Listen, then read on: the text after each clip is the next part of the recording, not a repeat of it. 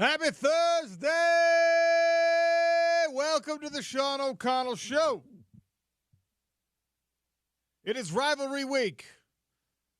T-minus 2 days plus 2.5 days until hashtag Ute-mageddon is upon us. Or will it be? Got a fun one lined up for you today. Brian Keel, one of the all-time great linebackers in BYU football history. He's going to join us in half an hour.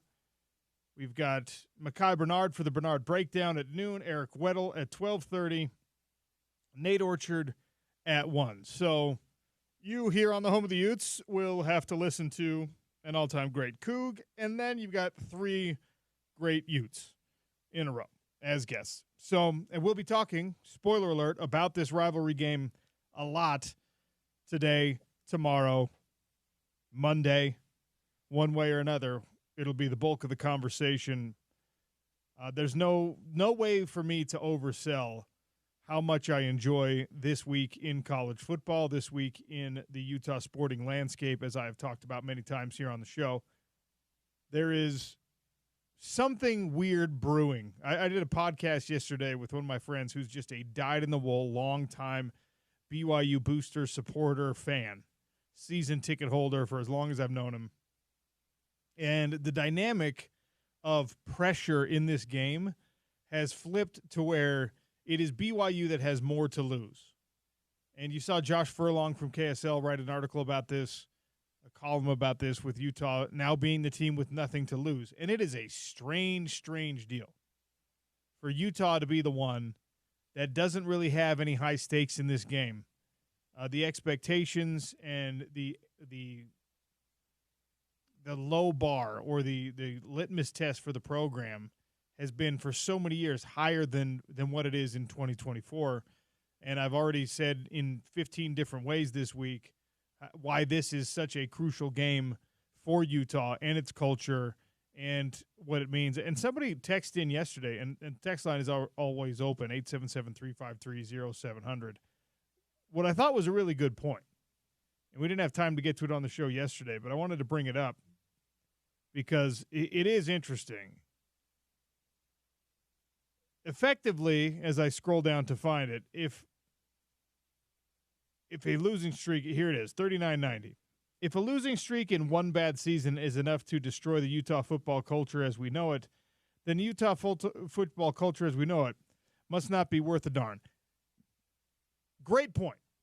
However, you have to meet this team where it is. You have to acknowledge that there is a different atmosphere and environment around college sports than what we dealt with in the 80s, the 90s, the early 2000s, the 2010s. It is a different world now, and specifically for Utah, the same thing that everyone else is dealing with transfer portal looming, with NIL issues, with students not wanting to go to class, with behavioral issues, the same things that have always plagued programs. In addition to all of that, you have a coach who is entering the twilight of his career and has admitted so publicly many, many times in Kyle Whittingham. Now, there's two sides to the coin on the whole Kyle Whittingham situation. Having a guy who's been around for 20 years and has established a process and established a system and established a culture that is that deep-seated and that consistent and that long is, on balance, a very good thing. But it is also harder to change and harder to adapt than a culture that just landed, or one that is not rooted deeply yet.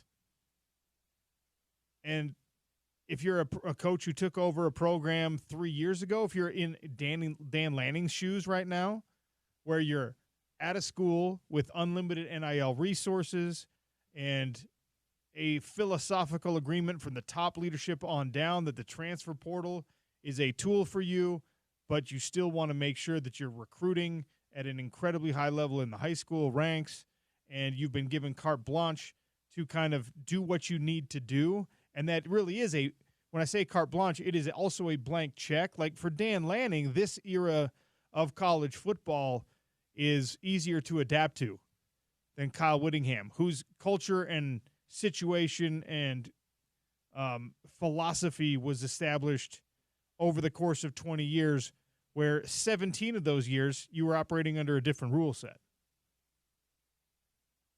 And he doesn't ask for any excuse, and we're not giving him any excuse, but you have to meet this team where it is. You have to look at the actual environment that this coaching staff and this program and these players are in right now, instead of just saying, well, the culture is the culture and you got to stick with it no matter what. That you don't have to stick with it no matter what anymore. And that kind of is the whole point of me emphasizing the importance of this holy war game this week in exactly this moment in time.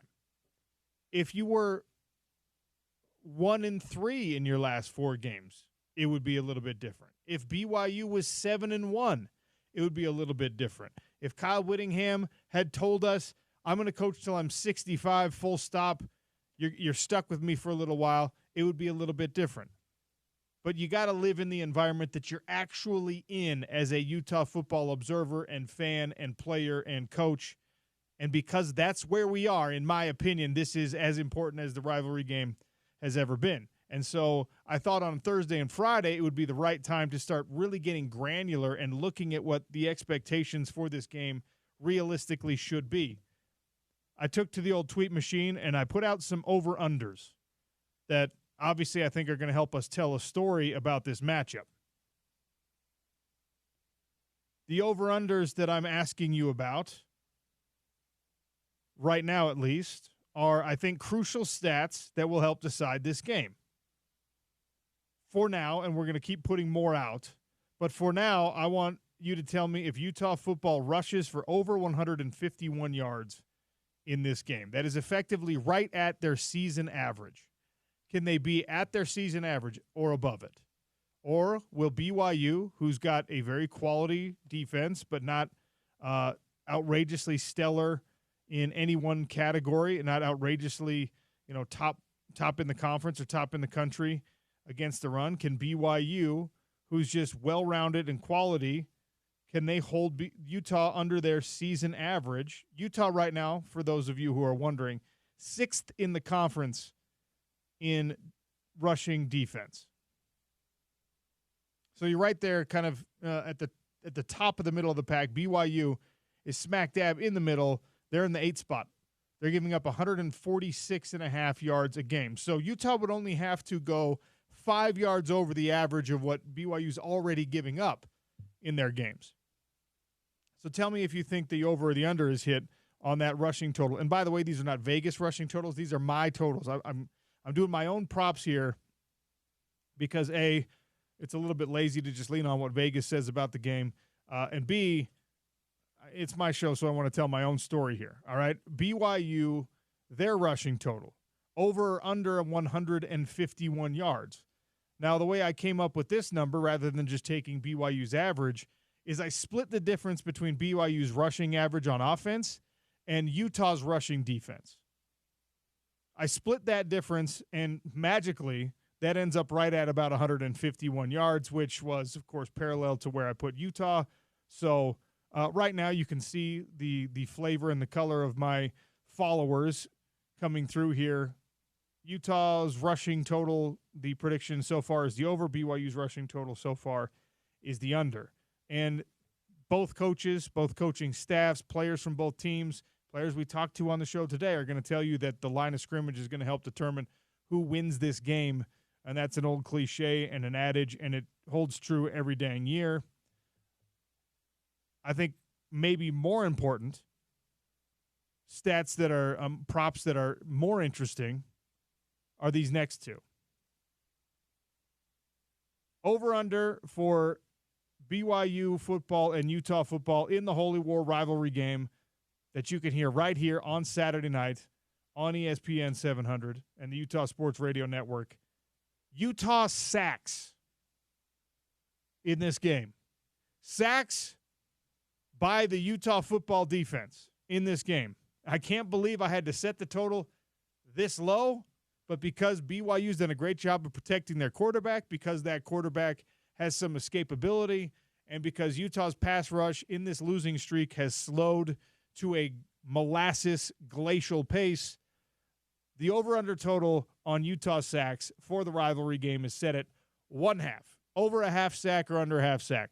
Does this Utah defense come up with a goose egg in the sack department? They've accumulated, I believe, 1 sack over the last 4 games, and that 1 sack was by Jonnu Hall. It wasn't even by someone on your front line. It wasn't one of your defensive ends. So half a sack. By the way, BYU is giving up about a sack a game, just over a sack a game as an offensive unit. They're number 3 in the Big 12 right now. And if I told you who number 1 in the Big 12 was in protecting their quarterback, it would blow your mind. James Peterson, give me a thumbs up when you're ready. I know you're pushing buttons and you're doing things back there, and I don't want to throw to you. I'm ready, OC. Okay. I was born ready. Now tell me if I said, who do you think is leading the Big 12 conference in protecting their quarterback in sacks against, the sacks against category? Who do you think is the best team at not giving up sacks in the Big 12 conference right now? My first guess without having looked at it at all would be either BYU or Iowa State because they're the top 2 teams. But I'm guessing you said we'd be shocked, so I'm going to guess that's wrong. I am so flummoxed by this that I'm double checking, and yes, I am making sure. All right, the Big 12 conference leader in sacks allowed is the Oklahoma State Cowboys. Oklahoma State Cowboys. Who's got an old quarterback. It's not fair to call him old, but a 7th-year senior quarterback who's been bad in a lot of situations. That was wild. And they are awful. They're not undefeated. What do we call the opposite of they're winless? They're defeated. They're defeated in Big 12 play. The Oklahoma State Cowboys. They're defeatful. Are somehow pro-defeated. Pro-defeated. Instead of undefeated, they're pro-defeated. They're pro-defeated. They are defeated in Big 12 play. They Only stink. Defeated. They stink, and yet somehow they're good at protecting their quarterback. It makes no sense. Yeah, that's ridiculous. It would make more sense if they every game had been trotting out a quarterback who was freakishly athletic, but that's not the case either. Somehow the offensive line that forgot how to run block for the best running back in the country last year is pretty good in pass protection. Yeah. Wild. They've given up over 9 games, 7 sacks total. BYU, not good. BYU over 8 games. Well, that is good, actually, Yeah. but the rest of it's not good. BYU over 8 games has given up 9 sacks, which is obviously very impressive by the offensive line down there. They're not leading by a lot then. No. Just by a couple sacks. Guys. Yes, Kansas is right at 1 sack per game. BYU comes in 3rd. Iowa State comes in 4th. Utah right now is 12th in the conference in sacks allowed. And Kyle Whittingham talked about that, actually, that there's a lot of and you expect this with young quarterbacks, right? There's sometimes a situation where Isaac Wilson has held on to the ball too long. And you also had a couple sacks where Cam Rising, especially against Arizona State, is usually a guy who's got wiggle to him and can get away. And he was on one leg. He was on half of one leg. And going into this season, there was some angst about how the O-line performed last year without Cam Rising, and there was people I remember Bill Riley talking about it. I remember Scott Mitchell talking about it. Others saying, well, that's not – the O-line's going to look much better because they're going to have a veteran quarterback who can move a lot better and is going to get rid of the ball quicker than Bryson Barnes did. Mostly Bryson Barnes did last season. And, yeah, almost none of that was in Cam's repertoire against ASU. Unfortunately, that was the case. But now you're dealing with either Isaac Wilson or Brandon Rose, and the poll that we conducted yesterday, Brandon Rose won. Now, that is not going to weigh into the coach's decision on who they should start in this game, but the listeners to this show voted that it would be Brandon Rose under center for the Holy War game. And that is my prediction as well. I think that's what we're going to see. It was 61% of the votes at the end came in for Brandon Rose. Luke Batari came in with 7%, and Isaac Wilson 31.5% of the votes. So the other over-under, I wanted to see what our fans thought of, our listeners thought of on this show today, and we'll do more on the show tomorrow, and we'll bring in some of the guys, some of the guests on their thoughts on these things as well. Over-under for BYU's interceptions, which has been one of the great difference makers for this BYU football team. And if you're a detractor from BYU, you're looking at it and you're saying that's not sustainable. You're not always going to get the correct bounce. If you're a big BYU fan, you're looking at it and you're saying, well, look, Jay Hill has put these opposing quarterbacks in a situation where they're often throwing through traffic or they're throwing into traffic, and BYU's defenders are hustling to the ball and they're catching deflected balls, and the first guy there is hitting the wide receiver or hitting the pass catcher, and the ball's popping up in the air, and guys are getting into passing lanes. You get to, much like the political situation that we are dealing with in the United States, in football, based on your views, you can look for confirmation of the thing. Like if a guy catches a ball on a bounce, you say, lucky bounce. If you love that guy or you love that team and he catches it on the bounce, he said, that's a hustle play. Incredible play. He's in the right position, right? You're always looking for the thing that confirms the opinion that you already have, and really both can apply, especially on these BYU interceptions if you've been watching these games. But they are like the number one interception takeaway team in the conference, and one of the number one interception takeaway teams in the entire country. I mean, they are really good at getting the ball out of the air when the opposition is the one that's possessing. So 1.5 interceptions for BYU in this Holy War game, James Peterson. What do you think? Over or under 1.5 interceptions by the BYU defense? I'm going to say under with 1. Okay. Even though, and maybe that's optimistic. Maybe that's thinking a little too optimistic about Utah, but something tells me the Utes are going to get up for this game, and that's going to probably because they have to, right? Well, I have no doubt.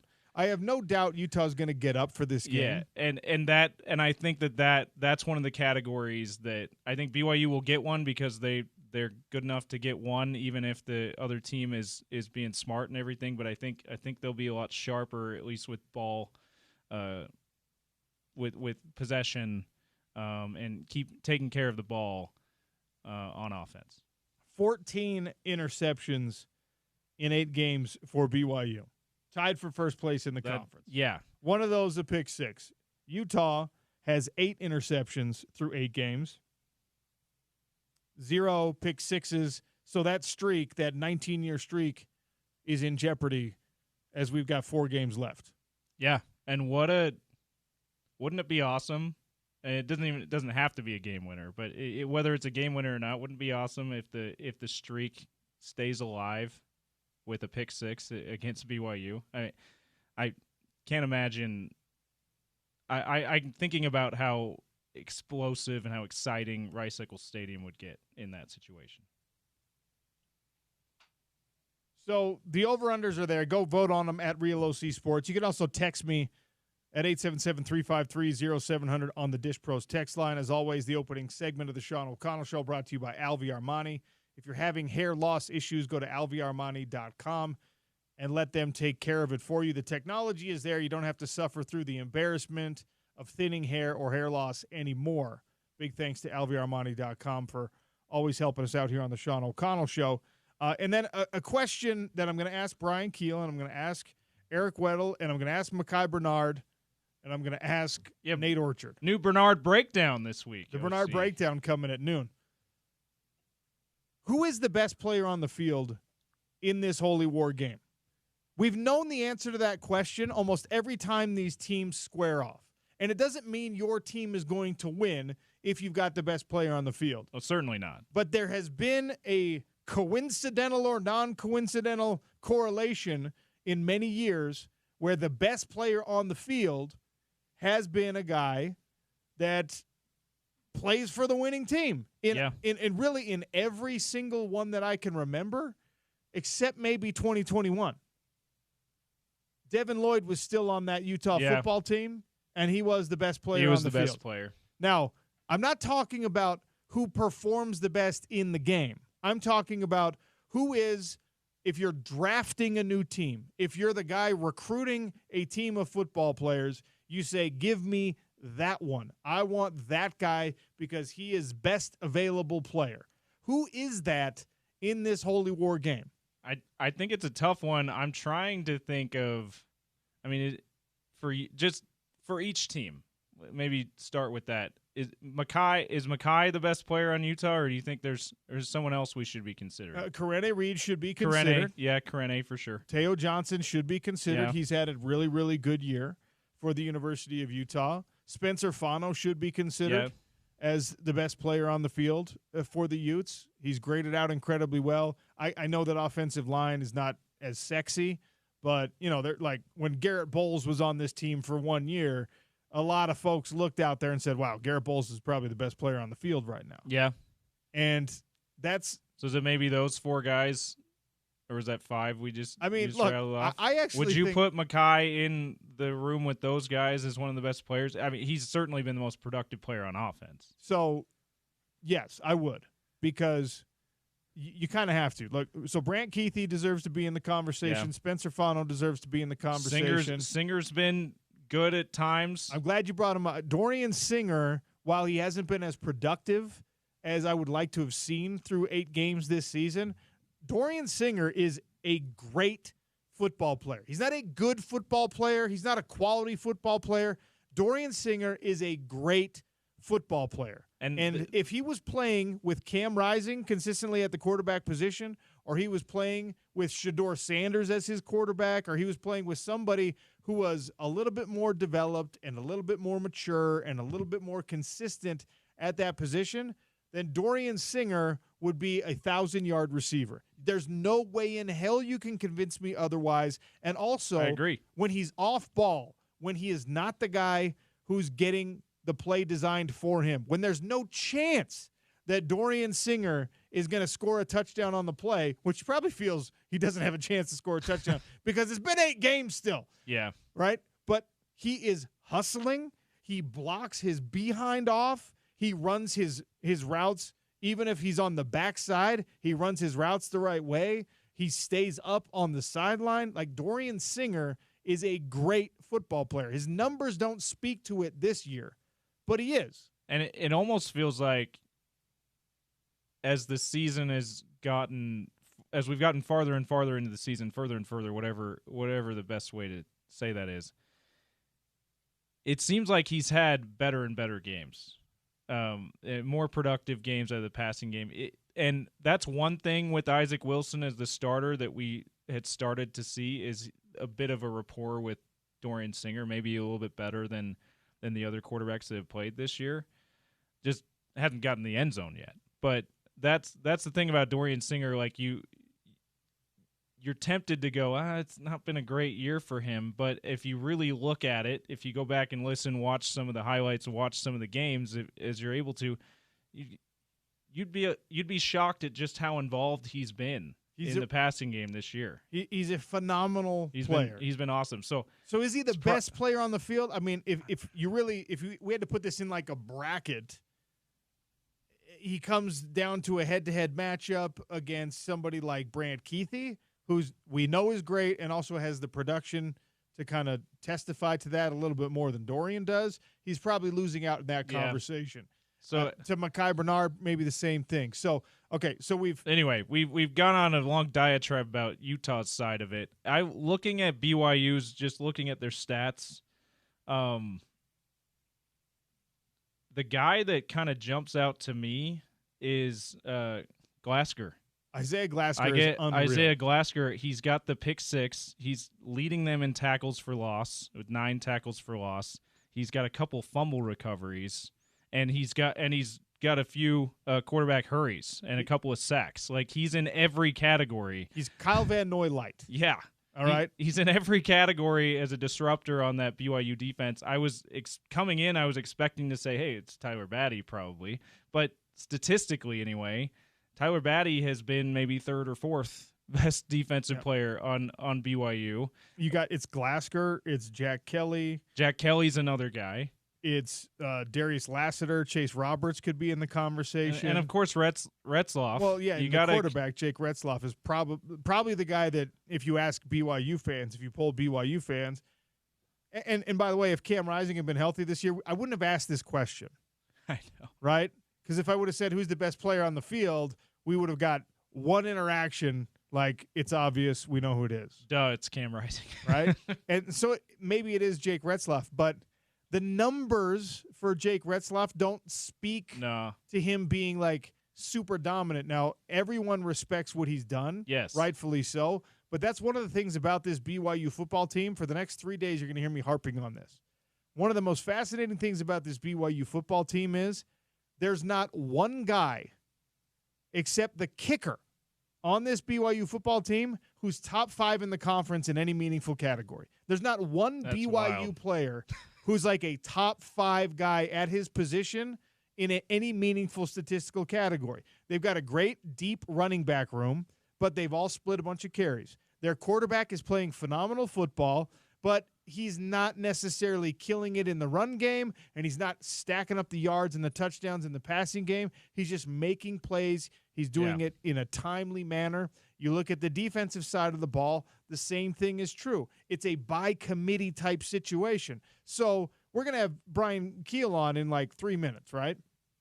You look at the team Brian Keel played on, and it was like kind of the same. There was a bunch of great players on those teams, but like any given year, you could say, well, it's Cam Jensen is obviously the best player on this team. It's Jan Jorgensen, who's the best player on this team. It is Brian Keel, who's the best player on the field here. It's Kyle Van Noy, who's the best player on the field this year. It's Taysom Austin Hill, Collie. whatever. It's Taysom Hill. It's whatever. I look at this Holy War rivalry, and I genuinely want to know who is the best individual player on the field. 877-353-0700. Ponder that. Think about that. Text it in to the Dish Pros text line. I'm going to ask Brian Keel if he knows who the best overall player on both sides of this thing is. Spoiler alert, he's probably going to give you a Coug. Brian Keel next on the Sean O'Connell Show, talking Holy War on ESPN 700.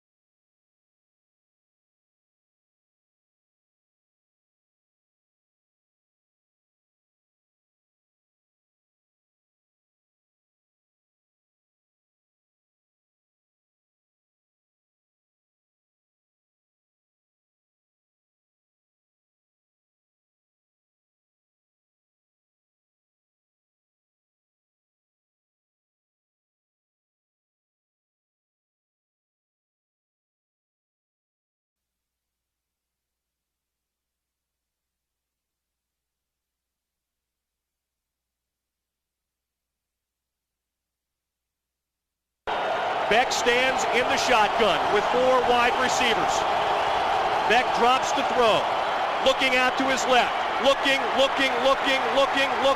He's going to have to scramble. Pressure coming on John Beck. He rolls back, throws back to the end zone. Touchdown. Touchdown BYU. Here's Lineman. No, that's right. No flags on the play. The BYU Cougars have won it on the final play of regulation. Beck scrambled all the way back to his right and threw all the way back across his body to his left. And the Cougars have won it today at Rice-Eccles Stadium on the final play of the game.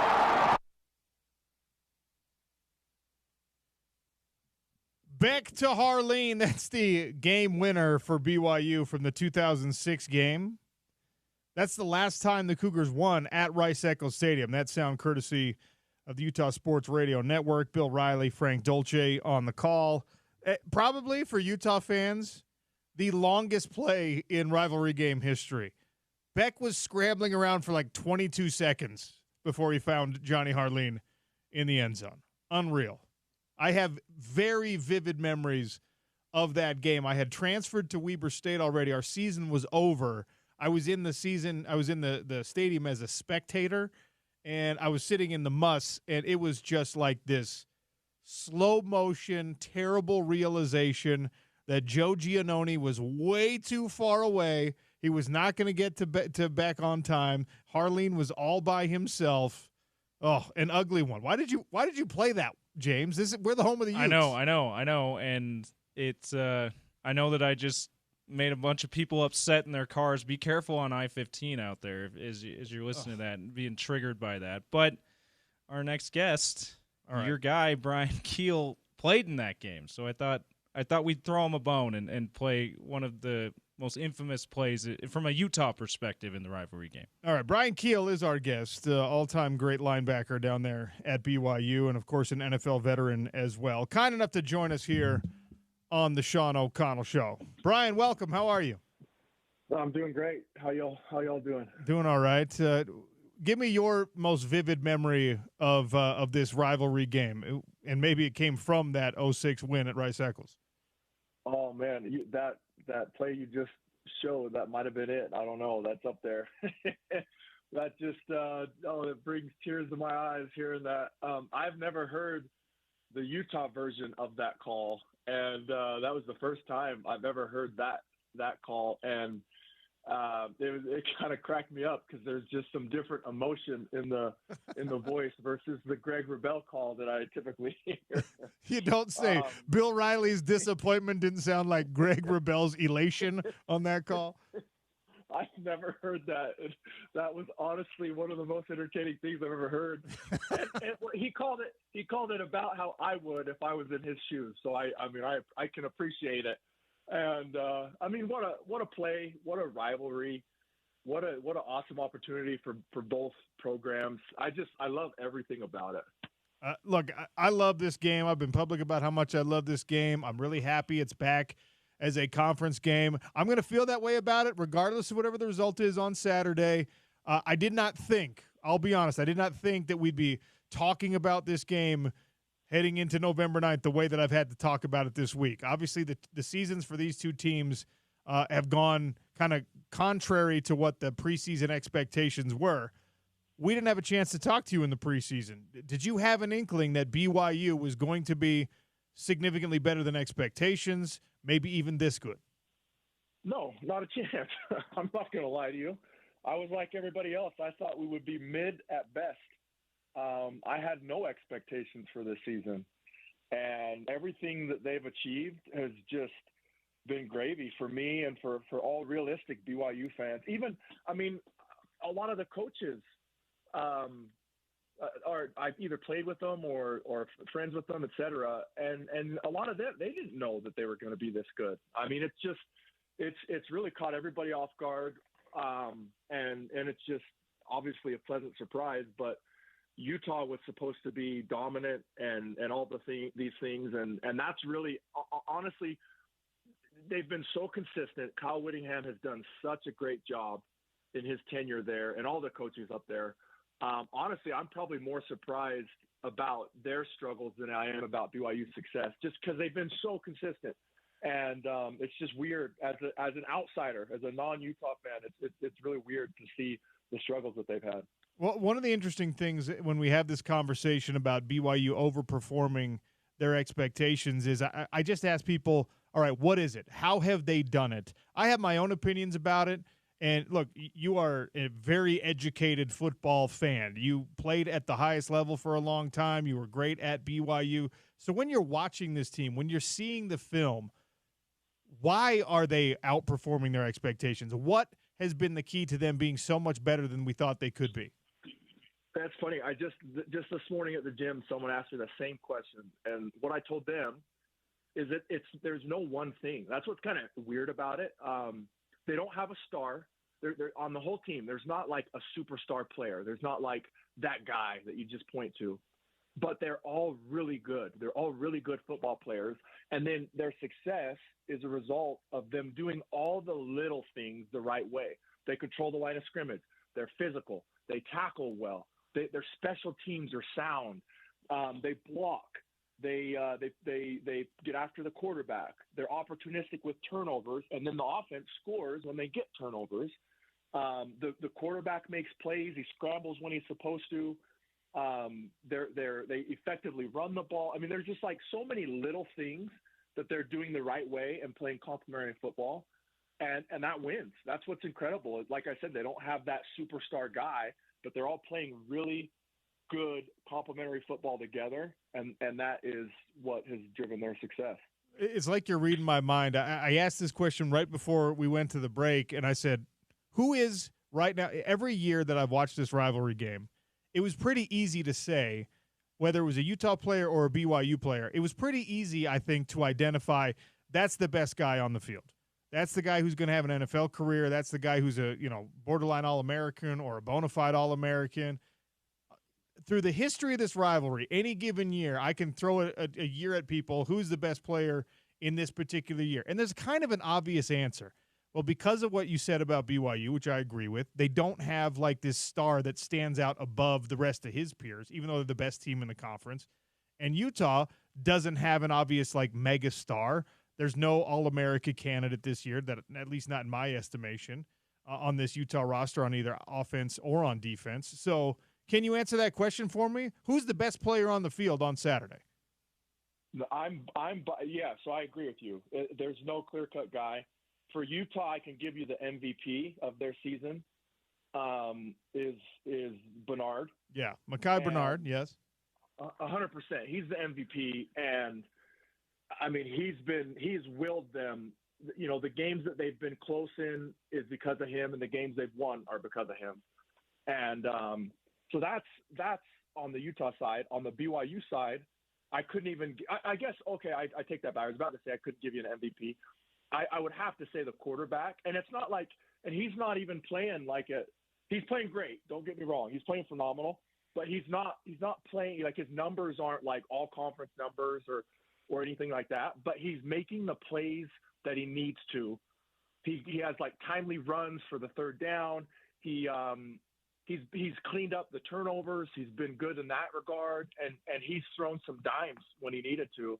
So, I mean, he would be the MVP. But, again, back to what we just said, I mean, he's not playing to a Zach Wilson, type level. He's not. It's just kind of interesting. And I agree with you. Brian Keel, my guest here on the Sean O'Connell Show for a few more minutes, talking about the Holy War rivalry game coming up Saturday, 8:15 kick at Rice-Eccles. By the way, to I guess – add context to what you're talking about. I looked it up. BYU by the numbers, offensively and defensively. There's not one individual player who's top 5 in the Big 12 Conference in anything meaningful. They don't have a top 5 sack man. They don't have a top 5 tackle for loss guy. They don't have a top 5 passer.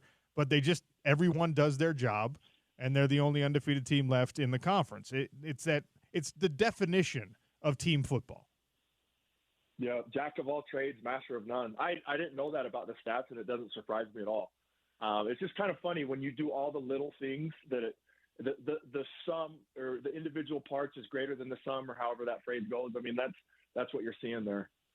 All right. So, big picture. Look, I think this game for Utah is like unbelievably crucial because you're on a 4-game losing streak, because Kyle Whittingham is getting close to retirement, because of everything that's happened. Andy Ludwig is already off the staff, which I don't think was the right move, whether it's his decision or somebody else's. I don't think that was the fix this team was looking for, but this is such a crucial game for Utah. It is less crucial for BYU because they can afford to lose it and still make a Big 12 championship game, still make a college football playoff. And we had the first college football playoff rankings come out this week, and BYU, one of the 5 remaining undefeated teams in the country, was ranked number 9. There's a lot of brand bias, as we always expect with these things. But we saw the bracket come out. BYU would be the 4 seed. They would get that first-round bye in the playoff. As an alum, as someone who's watched this team, you look at it, and you start to put BYU in the conversation with those teams that they would have to face, with the Ohio States, with Oregon eventually. What do you think this ceiling for this team is? What are they truly capable of on the highest level this year? Yeah, and so kind of the same things that we go back to. On paper, any of those programs, like we don't match up with those guys. And obviously, okay, on paper, guy for guy, go across the board, talent for talent. Those other programs, they got blue chip guys and 4 and 5. They're just full of 4 and 5 star athletes. That being said, what's interesting about all the stuff that we've talked about is when you play football the right way, when you control the line of scrimmage, when you're physical, when you get takeaways and protect the football, when you do those, and in special teams, when you win the special teams battle, when you do all those things, you can compete with anybody. And that's what's kind of cool about football. It's such a team sport. It's the ultimate team sport, in my opinion. I think there's great team sports out there. I think football is in its own class. Like we've just said, because you can succeed at the highest levels without that one superstar, by everybody playing, doing their job. So to answer your question, if BYU takes care of business and, is fortunate enough to have that Cinderella invitation into the big dance, I think that they could compete because of the way they're playing football. On paper, yeah, they don't match up. But if they play that complementary football, then they can compete. I don't know if they can win. That's a different story. But compete, yes. What is the Brian Keel level of nervousness for this game at Rice Eccles on Saturday night? Bro, I'm so nervous I can't even tell you. Dude, we have so much on the line. This is uncharted territory for us, for the program. And I look at through the lens of what would my mindset be if I was a player in Utah's locker room, and how hungry would I be to just spoil things for my rival, and just how much I would want it. And I just imagine there's guys in there wired the same way. So you look at it that way, and then you look at just the context of the last 20 years, Utah's dominated us. And it pains me to say that, but it's true. They have dominated us, and you can't ignore that. They've outplayed us. There's been years like that 06, you just played that. On paper, we should have won that game by 20. We were such a better team. We should have won it by a lot, and we did. We needed a miracle to eke out a win. Like, they outplayed us in the game. In 07, we were a better team, and we needed a miracle to win. And so you look like the last 20 years, even when we were way better, we barely won. When it was tight, Utah won. And when Utah was way better, they smashed. So anyway, they've outplayed us. I'm super nervous. I hope we take care of business. I can't wait. All right. What do you do if you're Kalani Sitake, if you're Jay Hill, knowing that Utah's either going to be playing the true freshman quarterback, Isaac Wilson, who's had some bright moments, but he's also had some struggles and maybe has been trending in the wrong direction, perhaps due to health reasons the last few games, or they're going to play a guy that's got a total of like 25 snaps and he's never had a start before. You're coordinating this defense, or you're playing on this defense. How are you attacking whatever that quarterback situation is? So I'm a riverboat gambler, man. I want to roll the dice and come after you, regardless of who the quarterback is. And if the quarterback is young or inexperienced, I just want to come after you that much more. So if I were calling the game, which I'm not, that's what I would do. I would come, and that's the thing. Utah always wants to run the ball, and that's their best chance at winning this game is running the ball.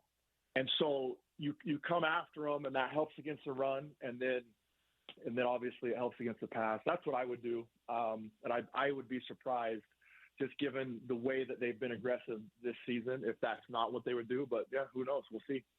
Our last thing before I let you go, and it's unrelated to this year's game. It's unrelated to this game, period. And it's probably the thing that Utah fans, when they listen to this show, they get most mad at me for observing and asking about. But you're a BYU guy who played a bunch of years in the NFL, so you're the right person to ask this question. Utah wins the quantity argument when it comes to producing NFL talent. But in the last almost decade, at least half decade, the quality argument, BYU guys, the BYU veterans, have had more success in the NFL. Puka Nacua has been great. Tyler Algier has been really good. Fred Warner is the best linebacker in the league. And, since Weddle, Utah hasn't had a guy that's like really in that conversation. I shouldn't say that. The Bears corner, Jalen Johnson, is like best in the league type of player, or one of the best in the league type of player. But why are BYU players winning the quality argument when it comes to NFL talent over Utah? I'm speechless because I don't have an answer for that. I've noticed it too. It's kind of been interesting. And I don't know. And even you take Fred.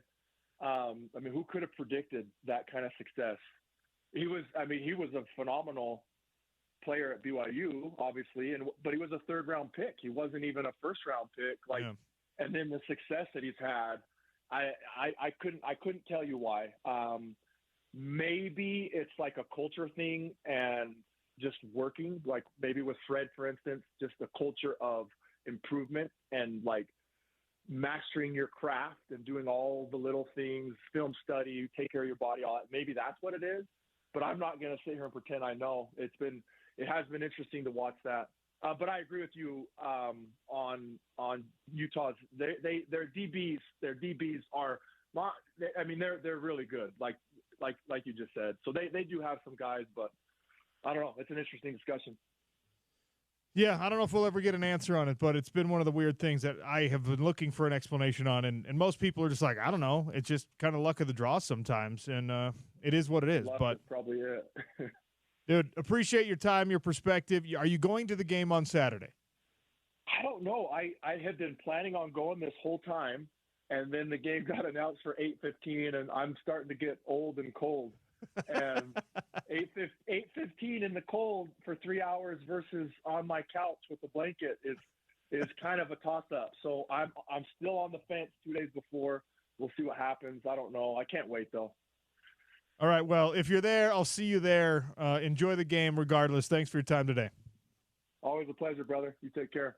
That's Brian Keel, former BYU Cougar, NFL veteran, former Brighton Bengal, actually. And when I was a Jordan High beat digger and a Jordan Little League beat digger, and he was a Brighton Bengal all the way down, that guy, the bane of our existence, playing every year against Brian Keel growing up, was an awful and humbling experience. I can't even imagine. I like Brian a lot. Like, he's a really cool guy. He's very level-headed, even talking about this rivalry. But competing against him, one of the worst things. And there's been lots of Brighton Bengals in this rivalry over the years. Couple notable from on the Utah side too, the Bartons. So, yeah. Brighton, by the way, Brighton having a really good year this year. Are they? Yeah. And you know who's excited about that? Our great sales rep, DJ Bowlerjack. Is he also a Brighton Bengal? You know, my Jordan team, we were terrible, and the Jordan teams before us had this phrase, strangle a Bengal, brighten your day. And they would do it. Like, they would beat them in wrestling, they would beat them in football. Strangle a Bengal, brighten your day. And we never, my entire life, we never beat Brighton. It was, I hate it so much. See, our, down in St. George, our kind of not politically correct version of that is Snow Canyon was the Warriors, and they called themselves Warrior Nation. So we were the Flyers, the airplanes. Yeah. So we'd say Bomb Your Nation. Oh, wow. That's okay. Well, Strangling is actually probably a little more brutal. Yeah. In any case, big thanks to Brian Keel for joining us. Reminder, now is the time to help Utah's homeless. Donate unwrapped gifts at Cole West in Centerville or at any Utah First Credit Union location now through November 30th. Candy Cane Corner, benefiting families at the Road Home and Volunteers of America. Visit ESPN700sports.com for more details. The Hot Lunch is next, and we are talking cereal. That's right. It's the Sean O'Connell Show on ESPN 700.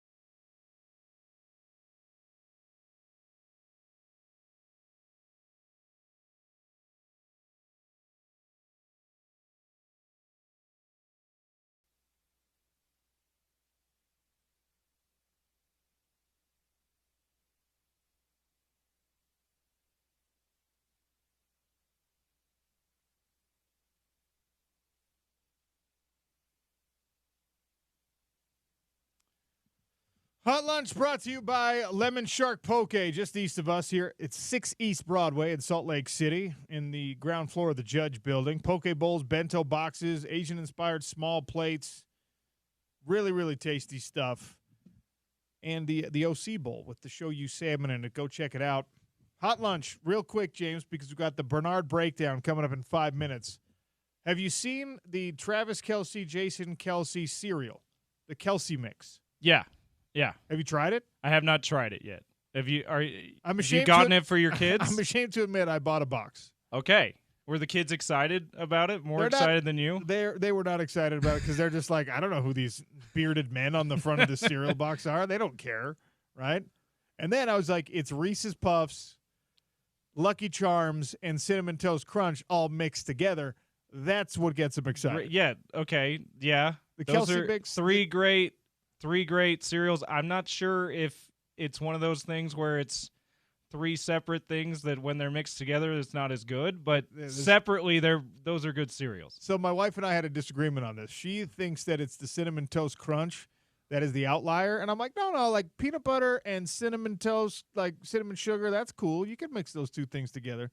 It's the Lucky Charms that are the outlier here. Especially the bland like Anchors, whatever that's supposed to be. Like if it was just the marshmallows, I think it'd probably be better than if they just threw the Lucky Charms marshmallows into Cinnamon Toast Crunch and Reese's Puffs. It'd probably be better than all of the Lucky Charms. Well, I'm thinking Marshmallow Mateys when I say Anchors. The Clovers, whatever. I'll tell you exactly. It tastes just how you picture it tasting. Like whatever expectation you have on your tongue and in your mind about like, oh, this is just a bunch of sugary cereals mashed in together. That's exactly right. With a little bit of bland. That's exactly mixed in with that weird fiber bowl stuff, whatever that is, made up just like random oats. The worst part of Lucky Charms when I said Anchors, I was thinking of the Malto Meal knockoff, Marshmallow Mateys, which is also very good. Yes. So I was like, well, what would I do if I was mixing like three cereals? And for me, Cracklin' Oat Bran is the #1 cereal in the world. It stands alone. I don't know if I want to mix that with anything, but if I'm mixing, I go with that. I go with Cocoa Pebbles. And then, when you have Frosted Mini Wheats and you get down to the very last bowl in the box, and it's all that crumbled up stuff that is broken off. Yeah. And the frosting to wheat ratio is very, very high. Yeah. That. Yeah. Like the dust in the bottom of the box. The dusty Frosted Mini Wheats. Frosted Mini Wheat dust. Frosted Mini Wheats. Cracklin' Oat Bran and Cocoa Pebbles. Yeah. See, I think you might have. I haven't mixed Reese's Puffs and Cinnamon Toast Crunch before, but I think you're convincing me to just those two. Okay. So the James Peterson mix is just the Kelce mix without the Lucky Charms? Maybe that's what it is. I'm cuckoo for Cocoa Puffs as well. Okay. So you said Fruity Pebbles, which is basically Cocoa Puffs. No, but Cocoa Pebbles. Cocoa Pebbles, yes. Excuse me, not the Fruity Pebbles. Sorry. Yes, Fruity Pebbles, yuck. Yeah, wait, the Cocoa Pebbles are the rice. Yes. Not the puffs. Right. Okay. Yes. Yeah, I was thinking, Cocoa Pebbles are the superior cocoa cereal to Cocoa Puffs. You like the Fruity Pebbles more than the Cocoa Puffs. Stop calling them Fruity Pebbles. Sorry. Cocoa Pebbles. I'm sorry. I mixed those two. I'm mixing those two up. The chocolate version of Fruity Pebbles. Yes. You know what I'm talking about. I'm picturing the right thing in my head, and I'm saying the wrong thing. The Malto Meal version of that, by the way. But is you the like best. the Pebbles more than the Puffs. Oh, way better. That's so much because less. I've always been a Puffs guy. Way less effort to eat. Yeah. A lot less mouth. Like there's no I love tax both. on the roof of your mouth with the Cocoa Pebble. Yeah, that's true. The Cocoa Puff and the Captain Crunch, they just tear you up, man. It's like a Tootsie Pop or a Blow Pop. You're getting cut up. Just slicing you up. If you're not super careful, you're getting cut up. Anyway, that's the hot lunch, the Kelce mix. What great product placement. What a great endorsement to be able to, like your favorite childhood cereals, and somebody comes to you and just like, hey, we're going to pay you a bunch of money. We're going to put your face on the box, and you just get to mash up whatever you want. And then you get to make commercials of you and your brother just goofing off. You're like, I get to be Tony the Tiger here? Awesome. Great. I feel like we need a Seinfeld mix.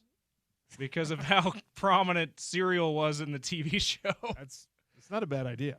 He was in that. Did you watch the Netflix Kellogg's movie? I watched like half Frosted. of it. Is that what it was terrible. called? I mean, see, it was terrible, but for me, it was like terrible in a good way. I enjoyed the comedy. All right, we got to take a break here. The Bernard Breakdown. Mekhi Bernard, Utah football captain, joins us next to talk about, you guessed it, the Holy War on the Sean O'Connell Show, ESPN 700.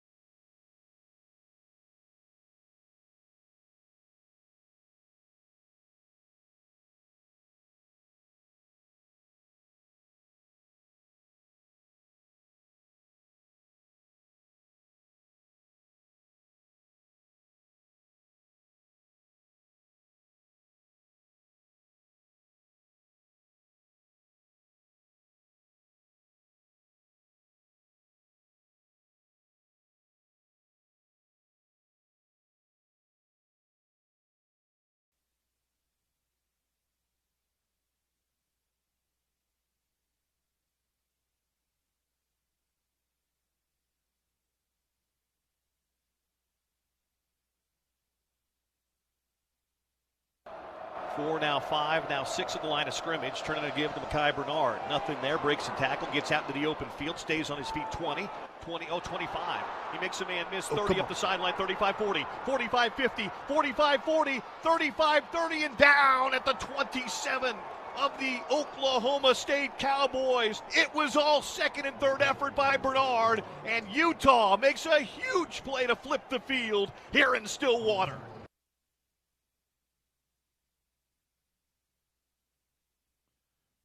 Time for some Big 12 at noon, brought to you by Mountain Supply, and that highlight, courtesy of the Utah Sports Radio Network. Mekhi Bernard's 62-yard run versus Oklahoma State. Bill Riley on the call.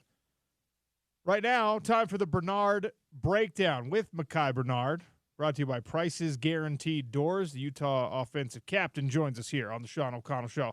Mekhi, welcome. How are you? I'm doing good. Happy to be here again. How was practice during the bye week and I guess halfway through this game week? Practice through the bye week was pretty good. Everybody got their bodies back. I got mine back especially. I felt good during the bye week. This week has been a great week of practice. Guys are being physical, and we're working. So Kyle Whittingham joined me on the show yesterday, and he said there's only 9 guys on this Utah football team who have played in the Holy War, who have played in the BYU rivalry game. Only 9 on a roster that typically, in the years of the prime of this being a game that was always a conference game, I mean, everybody had good context. Everybody knew what this game was about. And I followed up with Coach Witt, and I said, does this roster truly understand the importance of this game? And he said, well, we made sure they do. I'm asking you, does the whole team know what this game really means? I believe so. I mean, we have a lot of coaches who've been in this game, share their stories about the game, and that really got guys really fired up throughout the week. And so I feel like guys are really understanding what this game actually means, and everybody's really locked in and ready to go. The game by itself in any year is obviously an important one. I have been telling everyone this year it's especially important because of the opportunity it represents. You can knock off a top 10 team. You can get back to the winning ways. You can look like Utah football again after the last 4 weeks have not gone the way that you guys wanted to. Does it feel – I know that you try to approach every game the same, and you try to make sure that you give the best version of yourself and your team every single game. But given what has unfolded these last 4 games, does this one feel especially significant as an opportunity to turn the season back around? It does. The last few weeks felt that way, but this one feels more special than others just because, we haven't played these guys in a couple years, and, it's a big game in the city, and, guys really want to show out for this game, but we really want to turn our season around, and we want to end on a good note. So that starts with this game. So we can't think about anything else, the past or the future. We got to think about this game, and this is where it starts. I know you've probably been asked about this a lot, and you'll have to forgive me for doing my job and asking it again. But post-game, last time we saw you, you said something to the effect of, we got to figure it out. I know what it is. I don't want to talk about it here. I don't expect you to tell me what was on your mind when you said those words, but were you able to address it in the last, whatever it is, 10 days or so with the team and fix whatever that issue in your mind was? Yeah, I think we did. We did address it, and I think we fixed some things. You never know until we go out there and play on Saturday what's going to happen. But I think the issue we were having and I thought was a problem got fixed, and I think it's going to show. Now that you feel like it might be fixed, are you comfortable telling me what that was on your mind? Nah, insiders only. Insider walls only. That's fine. I understand that. I don't want to put you in a bad position, but I got to ask the question. All right. Moving on to the game specifically. What is BYU best at, especially the defense, who obviously you have to try and score some points on? I think the best thing they do is they gel well together. Those guys, they play a lot of football together, and so they run their scheme almost to not perfection, but they're pretty good. So there's some things we can do to try to disrupt them. But overall, I think they do a pretty good team and they run the screen very well. We still don't know who the starting quarterback for your Utes is going to be when you trot out there on Saturday night. Whoever that ends up being, what can you do to help that individual out, make sure that you maximize the offensive potential with whoever's taking snaps? Just do my job and run the ball hard. Get back to the ways we've been doing, the ways I've been doing. The last couple of games, haven't been too spectacular in the run game. But if we can open up the run game and I can do my job and the offensive line can do their job, then it'll be easy for the quarterback, whoever it may be, to do his job. Mekhi Bernard, my guest here on the Sean O'Connell Show for the Bernard Breakdown, brought to you by Prices Guaranteed Doors. Utah BYU happening at Rice-Eccles Stadium on Saturday night. Huge rivalry game. Last time we talked to you, I think Mike Bajakian was like 2 days into the job, being elevated to the offensive coordinator. And look, he hasn't had a full season or off season to prepare for anything, but he did have a bye week. And I asked Kyle Whittingham about this. He says, yeah, he had a little bit more time now to put his stamp on this offense. With that in mind, does it look different? Does it sound different? Does it feel different for you as a player than it did even a couple weeks ago? I wouldn't say so. Like I said, you can't really change too much right now. You can add your little tweaks and whatnot, which he has done. But, overall, it's pretty much the same offense. We're doing the same things. We just have a couple tweaks, and, we're just trying to focus on, in the last few games, executing better. We have great plays and whatnot. We have great play calls. We just got to execute better. And I think that's what, he's really trying to instill in us is the effort and the execution. Mekhi, is the culture of Utah football intact still? Is this the same as it's been the last 3-4 years? Does it feel like it did in the locker room when you guys were winning all these games, when you guys were chasing Pac-12 championships and achieving those goals? Is the culture intact?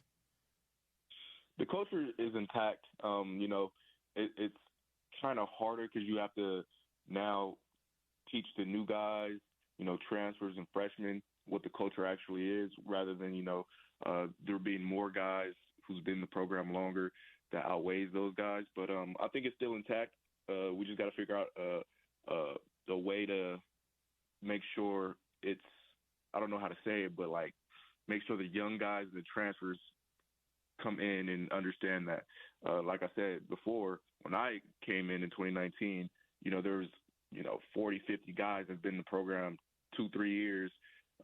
And I was learning from them because there was a lot of them. But now that there's less of us, it's harder for us to reach out to those guys and get them to, buy into the program. And look, I assume, correct me if I'm wrong, but I assume, look, you're a captain, you're a leader on this team. You've been the most productive offensive player on this team, so you have kind of a natural leadership role just based on that. So it's more your job even to do this than it is somebody who's been, further down the depth chart or whatever. Is that, in addition to everything you're trying to do to get ready to play, is that an extra load on your mind and maybe even on, I guess, your fatigue and your body to make sure that you give those guys the extra time and you do what you have to do to make sure that, you're filling that leadership role properly? Yeah, just a little bit. God gave me a lot of things and, I can bear a lot of things. And so it's not too tough. I think I've done a pretty good job of making sure these guys are prepared mentally, physically, and all. And so, what's been instilled in me, I've tried to instill in them, and I can see they're taking on. I got a couple guys under my wing that's really, growing up since they got here as freshmen. So hopefully they take, my leadership skills and what I've taught them in the next few years, give it to those younger guys when they come in. This might be an unfair question to ask you because you're a running back doing your best to get into the end zone, but what does this team need to do to get Dorian Singer in the end zone? I don't know, man. That's a good question.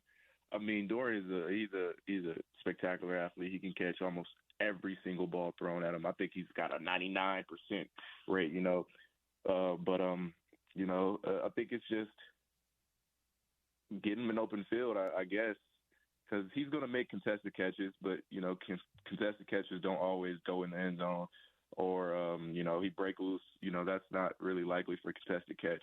But, if we can get him an open field and see what he got, what kind of juice he's going to give, that we can get him in the end zone there. But or we just give him a jump ball, who knows? But that guy, he's a spectacular ball hawk. Like, he can hawk the ball. So that's a good question.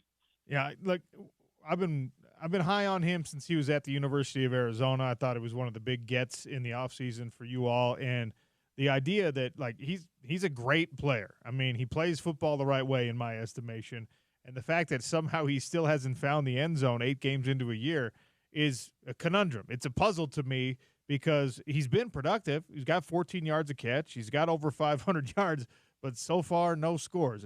It's an odd kind of outlier for whatever reason. I mean, yeah, I think about it like this. When I was coming in and trying to do my best, I didn't really touch the end zone as much often. But, I had great games. I did a lot of great things. Even this year, Oklahoma State, I didn't touch the end zone, but I had great, I think it was 180 yards, but we won the game. So it's just, it'd be like that sometimes. It would help if he can get in the end zone. But, as long as he's producing and helping the team to the best of his ability, then, we just got to figure out another way to get in the end zone. At any point this year, has a coach asked for your feedback on who the starting quarterback should be in whatever game? This one, any other game? Has anyone come up to you and be like, hey, man, who do you think we need to play here? I mean, they're not really directly, but, you always have questions of, like, who do you think this, who do you think that? Not even just at that position, just other positions like, receiver, defense, whatever. Everybody has, questions and, you answer them to your best of your ability. And I think, we've had a lot of conversations of what we thought who would be the best in what position. But, it's always up to the coaches and who they think is going to give us the best ability to go out there and win. Mekhi Bernard for another minute or two here on the Sean O'Connell Show, brought to you by Price's Guaranteed Doors. We call it the Bernard Breakdown, Utah offensive captain. And in my estimation, the MVP of the season so far, been the most consistent performer on the offense, especially. So we've been speculating kind of all week, or really over 2 weeks now, because you had the bye week, of course. Like, what is the conversation like in the locker room? What does this team still have to play for? When you start a season thinking you're headed to a college football playoff and you're going to be in the conference championship conversation for the whole year, and now unfortunately are out of it, do you still have everything to play for? So now that I've got you, what is the conversation? Is it just, hey, we got to beat BYU to ruin their season? Or you tell me, what are you guys playing for as you head into week 9, the 9th game? We're playing to win. We like to win. We want to win. It feels good to win. We're playing to win.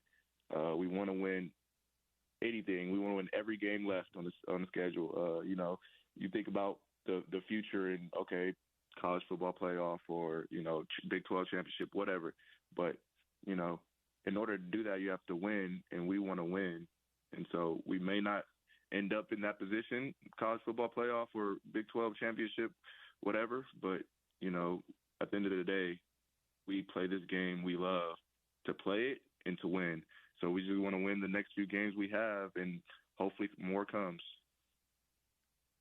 Did your high school team have like a crazy rival, like a super passionate rivalry game? Yeah, I'll say so. Yeah.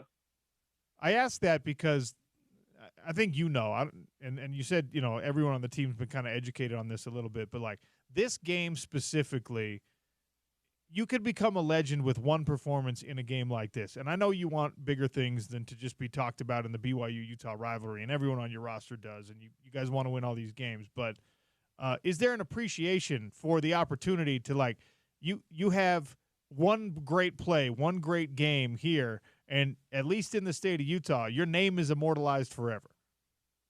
Yeah, we were just talking about that yesterday in the locker room. We was telling the guys, like, anything you do in this game will be magnified. You make a play, it will run for the next 20, 30, 40 years. Everybody will see the play you made. So, I think the guys know that, and so we want to go out there and make plays because we know that it can potentially put some of these guys on the map, in the state of Utah, even nationally. So, one play can change everything for you, for the team. It can do a lot. All right, I'm going to ask you this next question. Has nothing to do with the game, has nothing to do with football at all, actually. But Jason and Travis Kelce have their own cereal out in the grocery stores right now. I don't know if you've seen this. Are you a breakfast cereal kind of guy? Do you eat cereal? Not anymore. I used to. Now you actually care about your body and nutrition, so you don't eat those sugary cereals. That's like not in the cards now that you're a finely tuned athlete. I wouldn't say that, but I mean, I think it's because not recently, a couple years ago, I wasn't diagnosed with lactose intolerant, whatever. Diagnosed, I don't know if that's the right word, but when I drink milk now and stuff, the stomach gets to bubbling, so I don't really try to get into the milk anymore. So I love ice cream. I'm a big sweet head, but I gotta sometimes think about, should I eat this ice cream or not? Because that how that can go. Yes. So that's why I haven't eaten cereal in a minute, but I do love cereal, but I just haven't eaten it. That could be a punishment for you and everyone around you. But I'm still gonna ask you. All right, these guys have. It's Reese's Puffs, Lucky Charms, and Cinnamon Toast Crunch all mixed together. That's the Kelce mix. Jason and Travis Kelce on the box. The Mackay mix of breakfast cereal would be what? Not those three, but I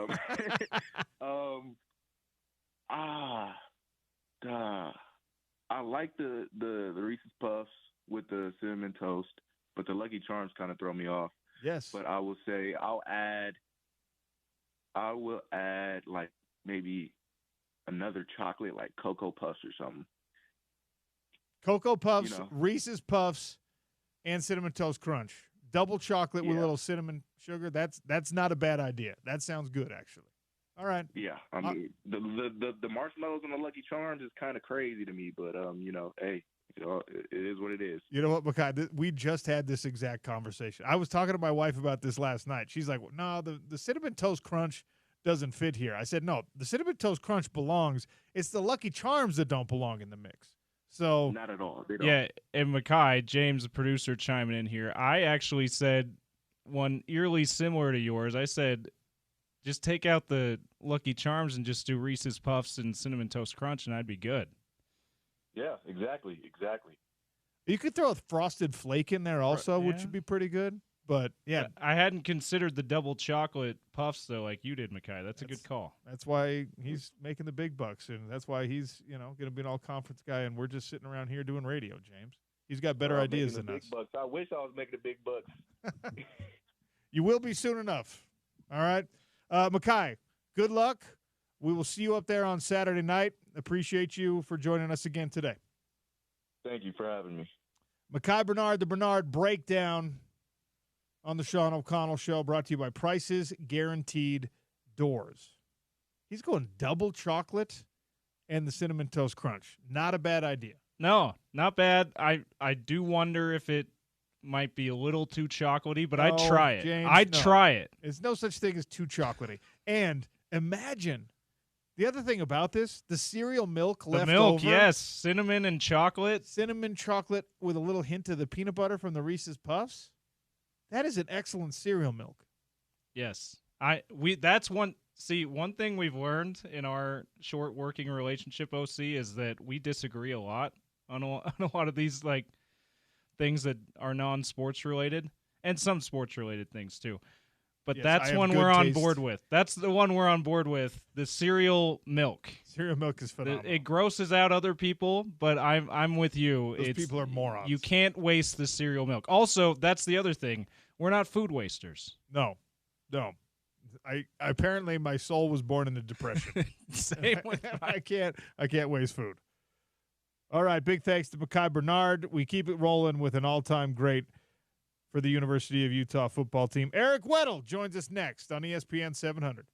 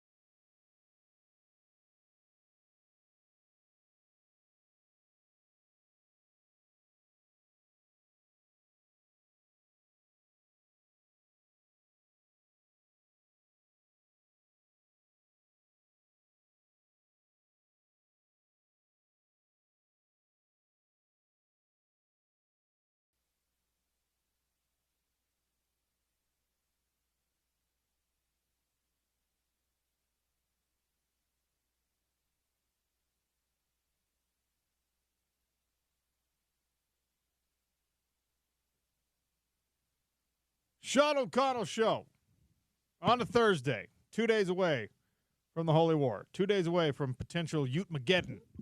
We'll see how it goes. James, my sister just called me in the middle of the show. Should my family know when I'm on the air? Is that a requirement for being like close, a family member, a close friend? Should you know when I have a show live on radio? I guess that's how you know if they're listening or not. Obviously, she's not listening.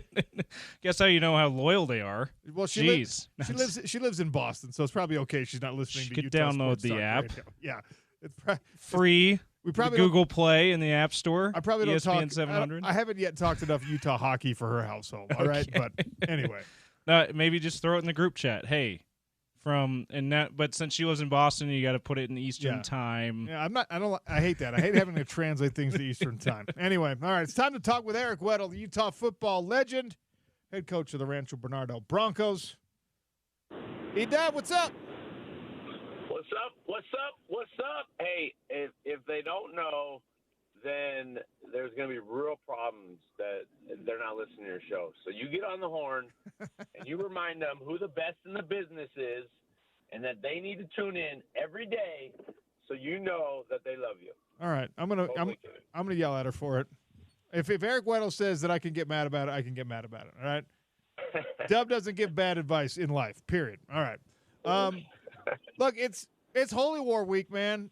This is the best week of sports in the state of Utah. You've been a big part of this rivalry. Give me your favorite memory playing against BYU. Oh, man, favorite memory. I always think of down there my freshman year, 2003, and we stopped their scoring streak. We beat them 3-0 in the snow. And my first real taste of the rivalry and how intense it was, and being able to have an impact. I think I had 6-7 tackles. I had a pick on defense. I forced a fumble on special teams. So it was like you want to play good in those games, but then to have a real impact to help your team win, and then to stop their scoring streak was incredible. I think that more so than anything. We knew in 2004 we were the better team, and it wasn't going to be close. 2005 was pretty epic, and then 2006 was even more epic, being on the wrong side of it. But, all four of them are very meaningful to me and help me grow as a person. But I think 2003 stands out the most to me. Okay, that's really funny because Morgan Scally said the same thing, and that was a miserable game. 3-0, the coldest thing that has ever. It was the water in the cups on the sideline was freezing. It was so miserably cold and a boring game. I mean, when it comes down to a single Brian Borison field goal, BYU. Yep. I mean, but you and Morgan are both sickos. And we're just excited. We're just like, yeah, that was the best one. That means you're a football guy, Dub, if that's your favorite game. Yeah, I mean, the more you think about it, the flurries, the snow, how cold it was. It was my first time wearing like the thermal long sleeves. Like it wasn't like normal long sleeves that they're the tight ones. They're super thin. It was like heavy duty, like you're going out into the snow. And I was like, couldn't move, and man, just a real epic game. I remember my both sets of grandparents went to that game. How crazy is that? Wow. My mom and dad were there. It was really just one for the memories. Because as my grandparents got older, they very rarely my college career were all there at one game together. So it has a little bit more meaning for me. Awesome. Wonderful. All right, let's talk about this year's game and what it means to this Utah football team. I can't decide if I'm overselling how important this one is, but because of the point that the program is at with these losses and with the transfer portal and with NIL and with Coach Witt having hinted at, a potential retirement soon enough, and, Morgan is the head coach in waiting, and there's just all these factors that combine, and because BYU's so dang good this year, all these factors combine to make this feel like such an important game. And I have said it's the most important Holy War game since that 04 game where Utah had to finish undefeated in the season in order to be the first BCS Busters. Am I overselling the importance? Is this program going to be fine regardless of the result? Yes, we'll be fine. The impact on this game for the next couple of years, you are not downplaying it. I think this game is really important. And if BYU goes out and blows us out, this could have big ramifications for the next few years of recruits and the type of kids that we normally get over the last decade in those recruiting battles. So I don't think you're underselling it. I think it is important. I would love, if this is Coach Witt's last year, to go out on a high note, and I would love for us to obviously beat a rival. It's going to be a tall task. We're not naive to the situation. We are not playing good football. We're not a very good football team, and BYU is outstanding. So it's going to be a tall task. If we can keep it close in the fourth quarter, then that would be how I see us winning it somehow. But that train's rolling, and we have an uphill battle. But the importance of this game is huge. Along with, we need to find 2 wins to get bowl eligible, and look at our last 4 games. You're looking at a non-bowl eligible team if we don't figure this thing out. So, which is unheard of for our program and or our expectations to start the season. Yeah, it's wild to be in this situation. Just had Mekhi Bernard on, and he encourages me a little bit. He said that, they spent this bye week and the practice this week letting everyone know how significant this game is and getting everything dialed back in. Now, I'm a believer in development and in progress, and I know that certain players getting healthy can change things. I'm not a believer in a team becoming something completely different in week 9 of a season. I think this Utah team is kind of, it's not as good as we thought it was going to be. It should be better than what we have seen these last 4 weeks. So if you're splitting the difference and you're landing somewhere in the middle, how much better can this Utah team be than what we've seen the last 4 weeks?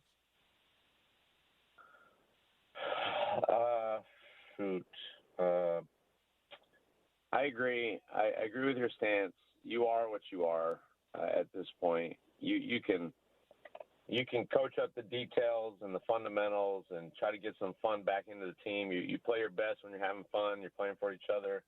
I think more so than anything, they just got to find that special ingredient to play as one and play Utah football. I don't think it's really schematically. I don't think it's you could probably say a little bit of coaching. Obviously, they have a hand in it, but I just think they need to just play as a team and play for each other, and that really takes care for a lot of mistakes that may happen. So, I don't know. I don't have a whole lot of optimism in this game, if I'm being honest, just because of what I've seen. So, with an extra week of preparation, does that get us to 21 points? I don't know. With the way that BYU plays, I don't know. I don't know what that looks like. I don't know. We just haven't been dynamic all season, and now we're going to say you're going to put up 30-plus points. I just don't see it. So, yeah, you're looking at a close game, which I think our defense will play well. I don't have any doubts about that, but how long can you keep them in the game before our offense needs to do something? That's really what it's going to come down to. Eric Weddle, my guest here on the Sean O'Connell Show, talking the Holy War rivalry game coming up Saturday at Rice-Eccles Stadium. You can hear it right here on ESPN 700 and on 92.1 FM. But you talk about the lack of a dynamic offense, and there's a conversation heading into the bye week. We're going to let these quarterbacks fight it out again. It'll be Isaac Wilson or Brandon Rose. You're making the head coaching call. Who's the starting quarterback on Saturday? Yeah, I'm not in there. I don't know what's going on, but just from what I've seen, I was real discouraged by the play the last game with Isaac, or really the last 2 games. came out with short notice and how he played at Oklahoma State, and I saw improvement each week, and then from there it's just been going downhill. So I don't know. I would go with Isaac just mere for the experience that he has over Brandon Rose, but if Rose is playing better in practice and is more knowledgeable of the system, and you can maybe add more wrinkles, and really, what do the captains think of this? Like, what does the teams feel? This is something that I think you got to have a real grasp of what the players are feeling and thinking as a team dynamic, and maybe make the decision off who will play best for the team, and how do we find a way to win as a team? What does that look like? Now, I do want to say this: like, let's not overstate that BYU is some world beaters that have been knocking off great teams. Like, their best win is against a Kansas State team, average Kansas State. They could have lost 2 games already. So, as much as they are the better team, I don't want to be mistaken like this is some incredible team that they're unbeatable. They're definitely beatable. That's true.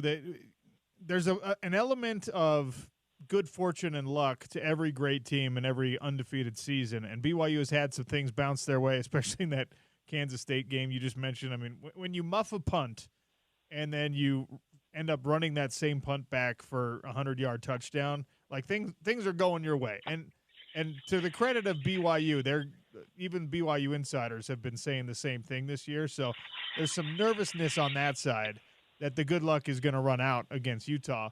But one of the interesting things, and you have made this observation when talking about BYU, there's not like big stars on the team. There's no like – I asked the question in the opening segment today, who's the best player on the field when these two teams play? Every other year there's an obvious answer to that. And it's not always a guy on the winning team, but every year that I've watched this game, you can say it's that guy. Or you could say, well, it's one of these two guys. I mean, every year that you were on the field, it was you or somebody else, right? Who's the best player on the field when Utah plays BYU? Because neither team really has a big-time individual star, it feels like. Yeah, I mean, I would say the quarterback, Ratliff, is that his name? He's been playing some good football, yeah. I think. Retzlaff, yeah. Sorry, yeah, I mean, I'm not really in tune with all the players' names. My apologies. But I really like the outside linebacker, inside backer from BYU. I think he's a stud. The secondary, you could put in there a little bit, and you look at our team. I think Singer may be the best receiver, but with talent wise and catching and explosiveness, but the stats and whatnot may not back that up. And if you're looking at NFL potential, it could be hit or miss on both sides, but it is, you do have a point. In most cases, there is a defined of, the level of players on each team, and maybe it's more evenly matched this year. I don't really know. I just know that their team is way better right now than ours. Eric Weddle for another minute or two here on the Sean O'Connell Show, talking about Utah versus BYU happening Saturday night at Rice-Eccles Stadium. So with BYU being right now projected to be a college football playoff team, and you just alluded to the fact that they're not necessarily unbeatable. They're not world beaters potentially. They're the 9th-ranked team in the country right now. They've won every single game. A win over a team like this, what can it do to help turn around a season that has gone so south, so sour for Utah football? If you can get a win over your undefeated rival, if you can hurt their feelings and you can instill yourself some confidence there, realistically for a team, can then you say, all right, now we can finish out with 4 wins? Or is this just like, hey, one step at a time? No, I definitely think a win like this against a team that we're playing can turn around your whole season. And it should be treated as such. This is a huge game, and the ramifications for it on so many different levels is how we need to win this game. We've won, 9 out of the last 10. They beat us 2 years ago. What was it, 2 or 3 years ago? Yeah, 3 years ago. 9 in a row. So it wasn't a rivalry. I mean, we were getting after them, and it was bad for them. So we can reestablish ourselves as who is the big dog in the state, and then on the flip side they can. So it's huge. It's a huge game, and I love the fact that they're playing again, and as they should. They should have never not played. I've been an advocate for that, and being able to support our program, but support the state and support players and coaches on both sides. I mean, it's big time. So it could turn the season around. It could turn the dynamics around off a huge win at home. Good feelings, good tidings, momentum. Such a huge aspect in the game of football when you're relying on so many guys to do their job. So wholeheartedly, this could turn our season around. Before I let you go, tomorrow night, 7 p.m., Rancho Bernardo hosting a home playoff game. What do we know about the Brawley Wildcats? I hate them. I know that. Yeah, they're a fun group to watch on film. They're from way out. They're about 2 hours out of where we live, east towards Arizona, and they're a tough group, physical. Come from a small town. You know, majority, I would say 8 of the 11 guys on offense start on defense. So that's the type of team and toughness and physicality. So we're excited. They got a quarterback that can run around, make some plays, and they got a receiver safety that pretty dynamic and is their guy that makes their offense go. So we got a good plan. We gotta go out and you know, from Jump Street, remind them that we're not these rich kids in San Diego that they play every so often. We're blue collar, work for everything we've gotten, and we're going to hit them in the mouth from the first play on to the last. And hopefully, which my expectation is, we move on and play Carlsbad next week. So I expect that. We're dynamic. We're more dynamic on the perimeter. We're more dynamic at quarterback. And schematically, we're better. So we just got to go out, execute, play together, do your job. As Coach Belichick always used to say, the systems are in place to just do your job and not do anything more. And when you do that, it's a beautiful thing. How many D1 guys do you have on your roster, Eric?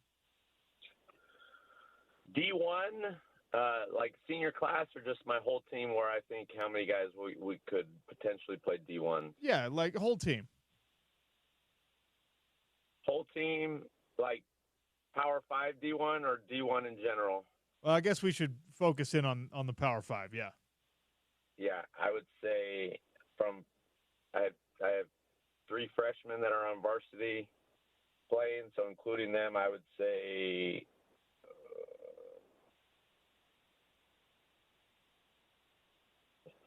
3 or 4. All right. That I got a couple guys that will play like 1AA and a low level 1A maybe, but nothing. We're building it. We're building it, babe. So I got one coming up. It's gonna be a special one. So we'll see where that ends up. Is his last name Weddle?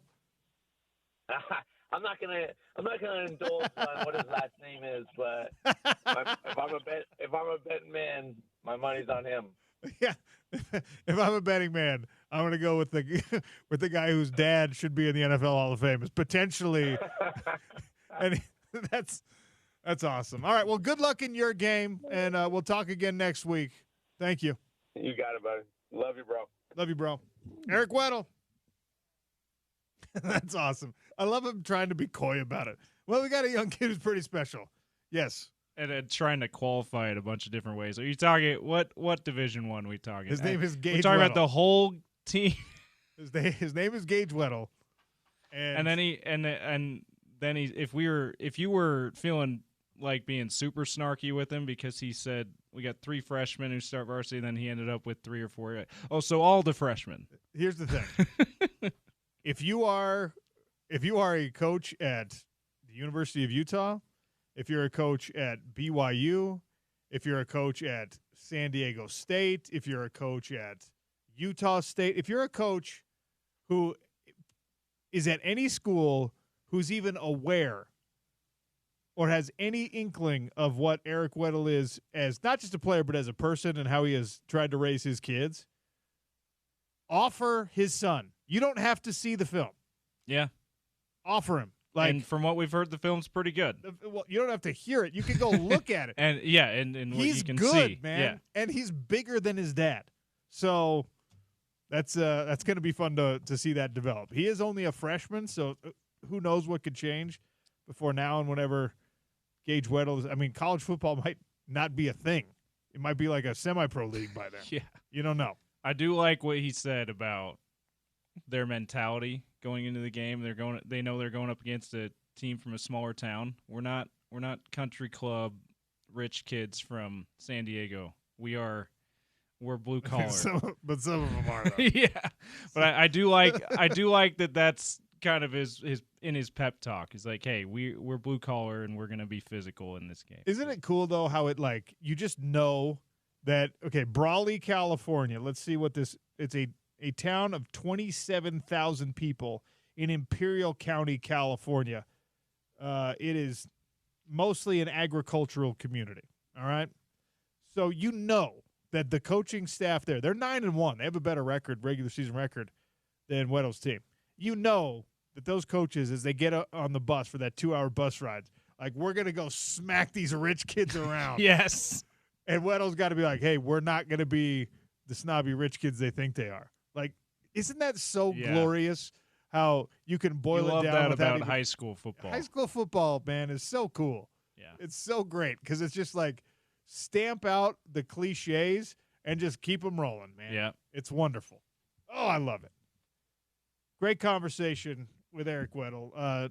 Nate Orchard's coming up in 5 minutes. We'll take a quick break here. It's the Sean O'Connell Show on ESPN 700.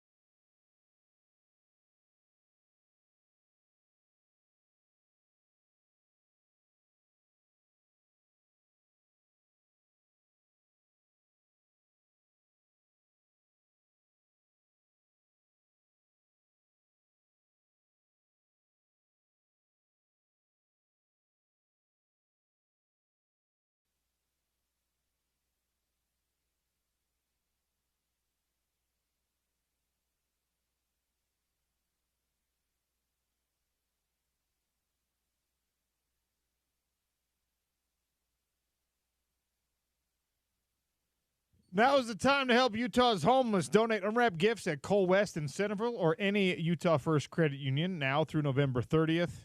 Candy Cane Corner is what we call it, benefiting families at the Road Home and Volunteers of America. ESPN700sports.com for more details.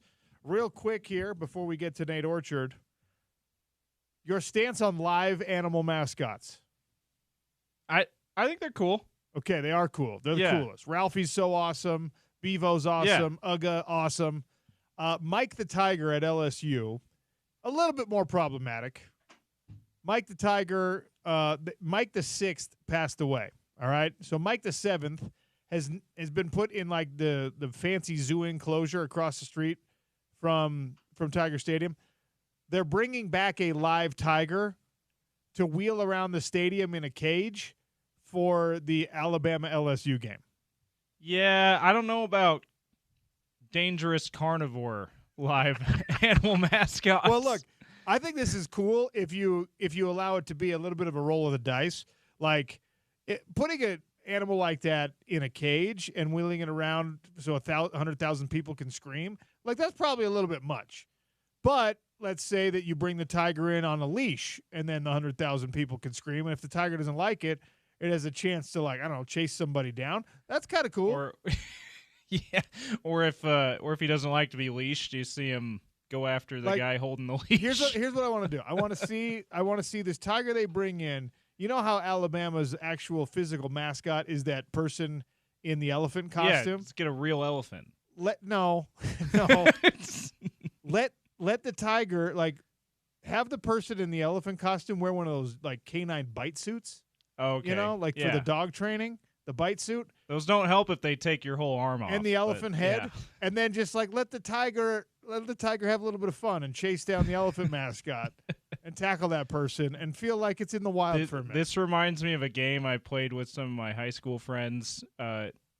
If the games weren't against, like, athletes and they were against the other team's, like, live mascot, who would win? And we did it with NBA teams. Like, Raptors would be champions every year. Yeah, Raptors.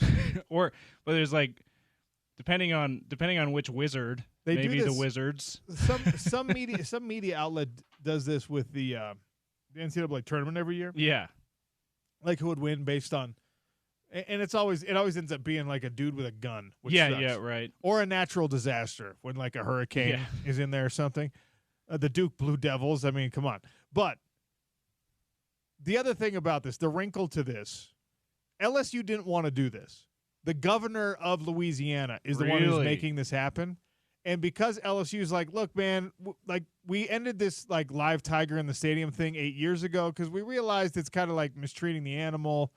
And, you know, we used to bang on the cage to make the tiger roar and whatever. So they've gone to the more humane route of, like, we have a live tiger on campus, but he's in a zoo setting across the street from the stadium. And he's actually got, like, a state-of-the-art facility. The governor is like, no, I want a live tiger in the stadium. So they're leaving Mike the 8th or Mike the 7th, whatever they're up to now, which is the actual official live mascot of LSU. They're leaving him in his zoo enclosure, which is literally across the street, James. And they are bringing a tiger in from, like, a Tiger King roadside zoo, basically, to be the live tiger in the stadium. They're like, all right, fine. Oh, man. We're going to, if you're making us do this, our tiger that is well taken care of is going to stay where he is and is going to be well taken care of. If you want a live tiger in there, you got to figure something else out. So the governor's just like, cool, we'll bring in one of these, like, tigers from Doc Antle. One of Doc Antle's tigers. And we'll get that one to roar. Every time I see a big cat on a movie or TV show, every time since watching Tiger King, I'm like, I wonder if it's one of Doc Antle's. Well, they're bringing in their own. They're bringing in the ugly step tiger in order to get yelled at by everyone in the stadium. So here's my thing: rivalry week here in the state of Utah. BYU, if you don't bring a live cougar into the stadium, you're weak and you're screwing up. All right, LSU is doing it bigger than you. You have to bring a live cougar, BYU. You have to. Yeah, that's the rule. That's the new rule. You have to bring a live mountain lion with you, even if it's the stepchild.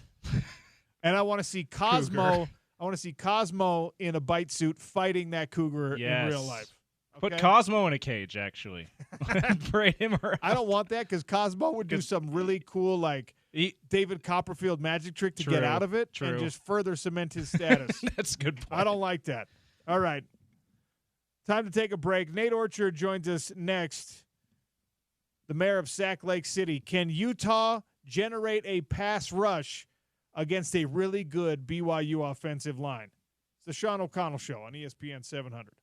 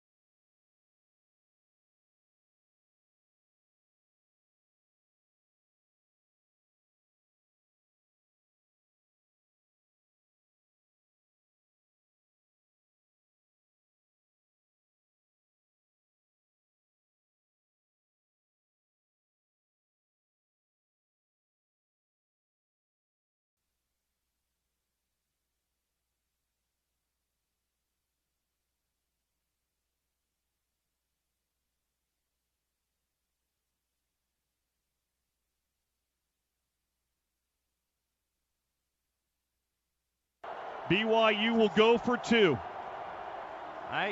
They'll go for two. Shocked if they threw this football. Taysom Hill in the gun, empties the backfield. Hill is going to keep it, and he won't get there.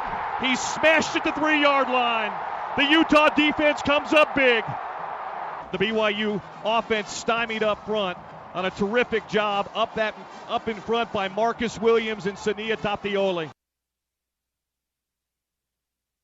2016 Holy War. Taysom Hill stopped on the 2-point conversion. Game, so many years, has been close. Come down to those singular important plays. Is that how it's going to play out on Saturday night at Rice-Eccles Stadium? Joining us to talk about the Holy War, Nate Orchard, the mayor of Sac Lake City, head man over there at Advanced Window Products. Nate, welcome back. How are you? I'm good, Jets. How you guys doing? You guys doing all right? It's game week, baby. It is game week. Look, I need to talk about this. I put out an over-under question because Utah's pass rush, which is an area you have some expertise, has been anemic the last 4 weeks, and that has helped contribute to a 4-game losing streak, first one since 2017. Now, I set the total at half a sack for the game against BYU. In the last 4 weeks, this defense has generated a total of 1 sack, and it came from the linebacker position. It wasn't somebody on the front line. I know that doesn't matter as much. Can this Utah team generate a pass rush against a BYU team that is only giving up just over 1 sack a game? They're third in the Big 12 Conference. Now, I know you said that, 1 sack coming from a linebacker, it doesn't really matter. But as a defensive lineman, yes, it does. Just given the expectations that was going into the season, right? The guys who were getting back, and Connor and Van, and the young group that we had that was just rising, the interior guys from Keanu Tanavasa, Junior Tafuna. I mean, this was going to be the year, and there were guys scratched at the surface as far as, okay, who's going to touch my record? But,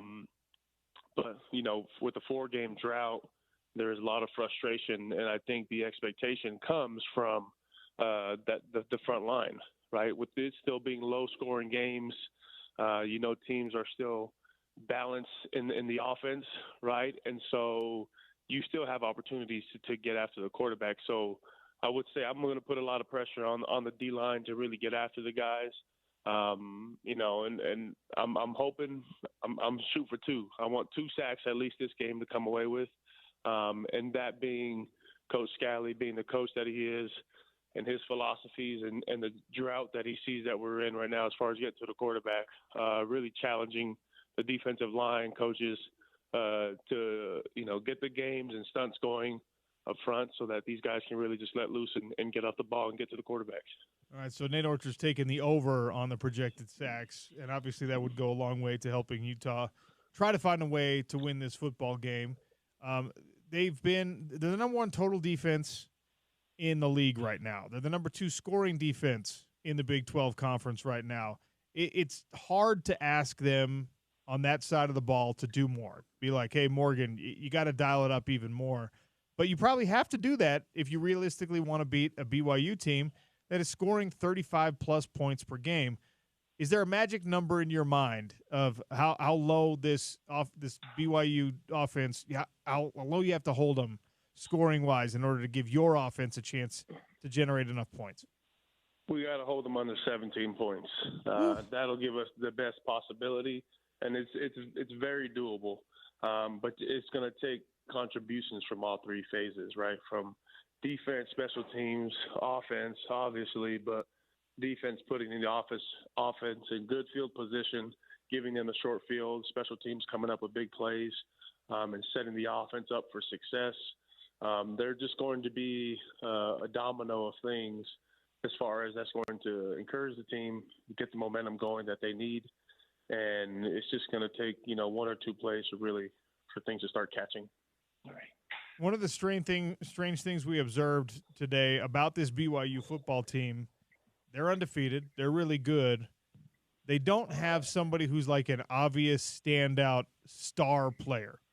There's nobody in any significant statistical category who's even in the top 5 in the Big 12 Conference. Utah's got top 5 guys, top 5 rusher. They got a top 5 sack man, number 2 actually in the conference is still Van Fillinger. BYU hasn't generated their wins that way with like individual singular performances. It's team football that's helping them out. And that led me to the question, well, who's the best player on the field? For Utah and for BYU, who's the best player on the field? Because those guys got to come up big to win a game like this one. Right, without a doubt. But I think you said it, and was Alpacone who's on the he said it best, right? It's a game of inches, and it takes a team. And right now, it's all about the team, and that's what I love about BYU and what they're doing, and Kalani and the staff there. Again, I'll always have nothing but love for those guys, given they were the ones who brought me over to the University of Utah. Jay Hill, Kalani, A-Rod, they're doing a great deal. And with a lot of Kalani's philosophies that he got from Kyle, right? It's going to take all 11 the guys working towards a common goal. And again, as cliche as it sounds, if one person doesn't do their job to the best of their ability, whether it's alignment, assignment, technique, being where you're supposed to be, you set the other person up to fail. And so, and that's why this BYU team stands out being 8-0, because guys are consistently week after week just doing what they're asked and doing it to the best of their ability and going beyond that. And you see why they're sitting at 8-0, and we have a tall task ahead of us going into this game on Saturday. We had Mekhi Bernard on the show earlier today, and I was asking him about, the culture, asking him about the attitude of this football team, and he said encouraging things. In a leadership role, though, and you obviously had one of those at the University of Utah, especially during your football career. What's the message to the guys, especially knowing there's going to be a young quarterback one way or another, and that this rivalry game is a turning point again for the season? What do the leaders need to be saying to this Utah football team? How bad do you want it?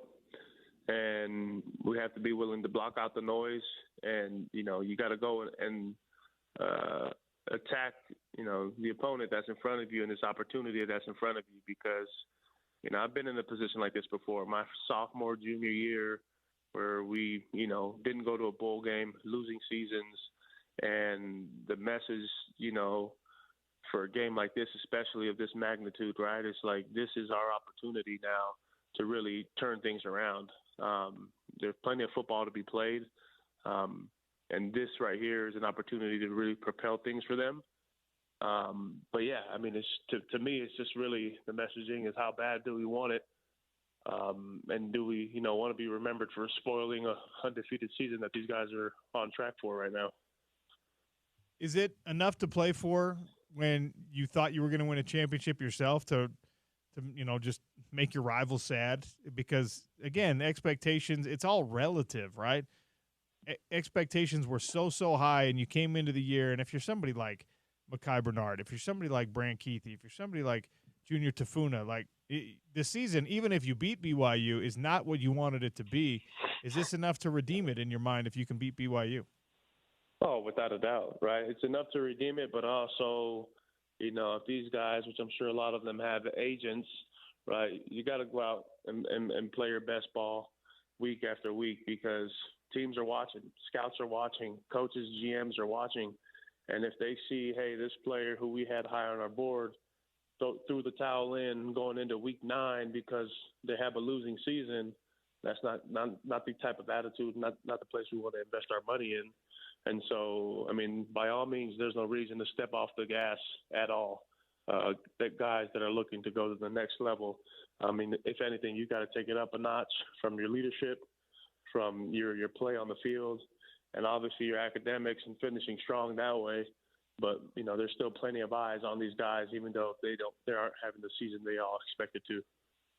You talked about this just a couple of minutes ago, and I do my best to explain to folks, like, the rivalry is heated. Fan bases hate one another. I'm totally on board with that. I think that's fine in college football. Players on both sides of the rivalry, especially after their playing days are done, seem to have kind of a respectful relationship at worst. Sometimes close friends, sometimes it's just a respectful thing.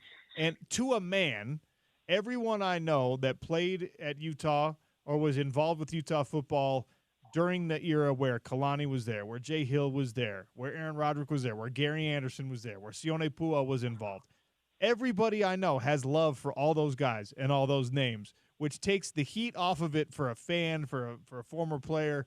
Like, are you conflicted in watching this and be like, I need Utah to win, but I also want Kalani and Jay and all those guys to have great things happen in their careers? Yeah, without a doubt. It's a huge conflict in so many ways, from, hey, I'm thinking about my neighbor, who I'm going to have to sit next to on church on Sunday and hear about it for the next year, right? And then on the other side, you have guys who, again, were very influential in our lives, who are on that side as well, who are transforming the lives of these young men. And you have nothing but a profound respect for them. That also makes it difficult. So regardless of the outcome, you want a good game. You want everybody to come away healthy, but most importantly, you want Utah to win. So, Nate Orchard for another minute or two here on the Sean O'Connell Show, talking about Utah versus BYU. Look, I was a walk-on. I was a nobody. No team wanted me. I was just trying to stay on board.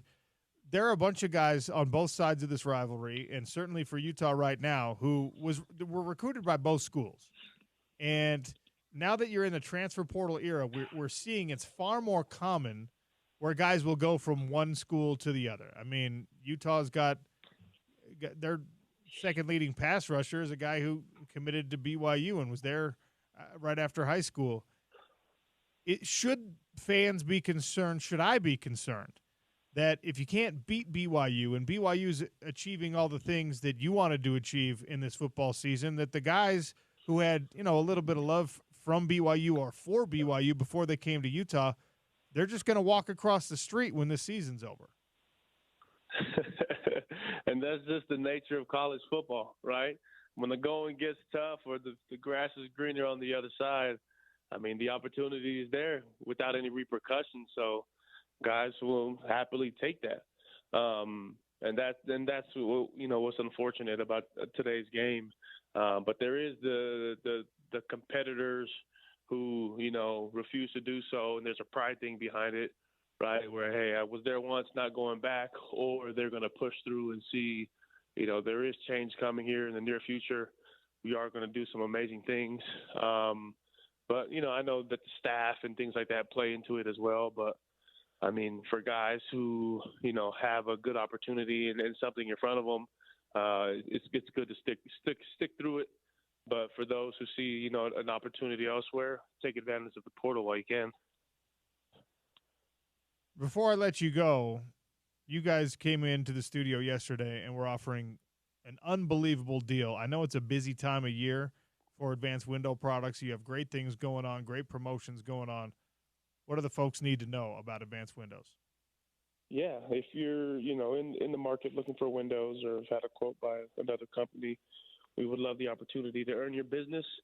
Give us a call at 801-850-9100, and you will unlock our biggest savings of the year, and that's $3,500 off the purchase of 10 windows or more. And look, you just have to get on the schedule. Get on the schedule, get lock in that pricing. We have a price increase coming in January from our manufacturers, so you get the 2024 pricing with a big discount. And if you don't want to get your windows in until the spring, that's fine too. But we are a local manufacturer, local installers. Everything is made here, and we just want to take care of our local family. So, again, if you had the thought of replacing your windows, give us a call at Advanced Window Products or at 801-850-9100. $3,500 off 10 windows or more, the biggest savings of the year. You can lock in the price, but you do have to lock in the price right now, even if you're going to wait till spring to get them installed. Nate, thanks for your time. Last thing, actually. Have you made the decision on whether you're going to the game to watch it, or will you be on the couch under a blanket at home watching it? I'll be at the game. If you guys are at the game, I'm going to be tailgating with the NFLPA. A bunch of former BYU, Utah guys, Utah State guys are going to be there. And shout out to all my Utah alumni guys. Please come to the tailgate. We'd love to have everybody connect at this tailgate event. But we're also doing a big coat drive for Utah foster care. So if you have lightly used coats, bring those to donate. We'll be right outside the aquatic center, the Steiner Aquatic Center. We'd love to have everybody come by and visit. Our very own Porter Larson will be doing the pre-game show live from there. So join the tailgate, bring your coats, and then keep one for yourself so that you can actually endure the entire game, because it's going to get a little chilly up there. Nate, we'll see you out there, all right? All right, we'll see you. Thanks, OC. Nate Orchard, the mayor of Sac Lake City. Some optimism. that this team can get it done against BYU. But he said you've got to hold the Cougars to under 17 points. Now, that is something that this Utah defense is certainly capable of.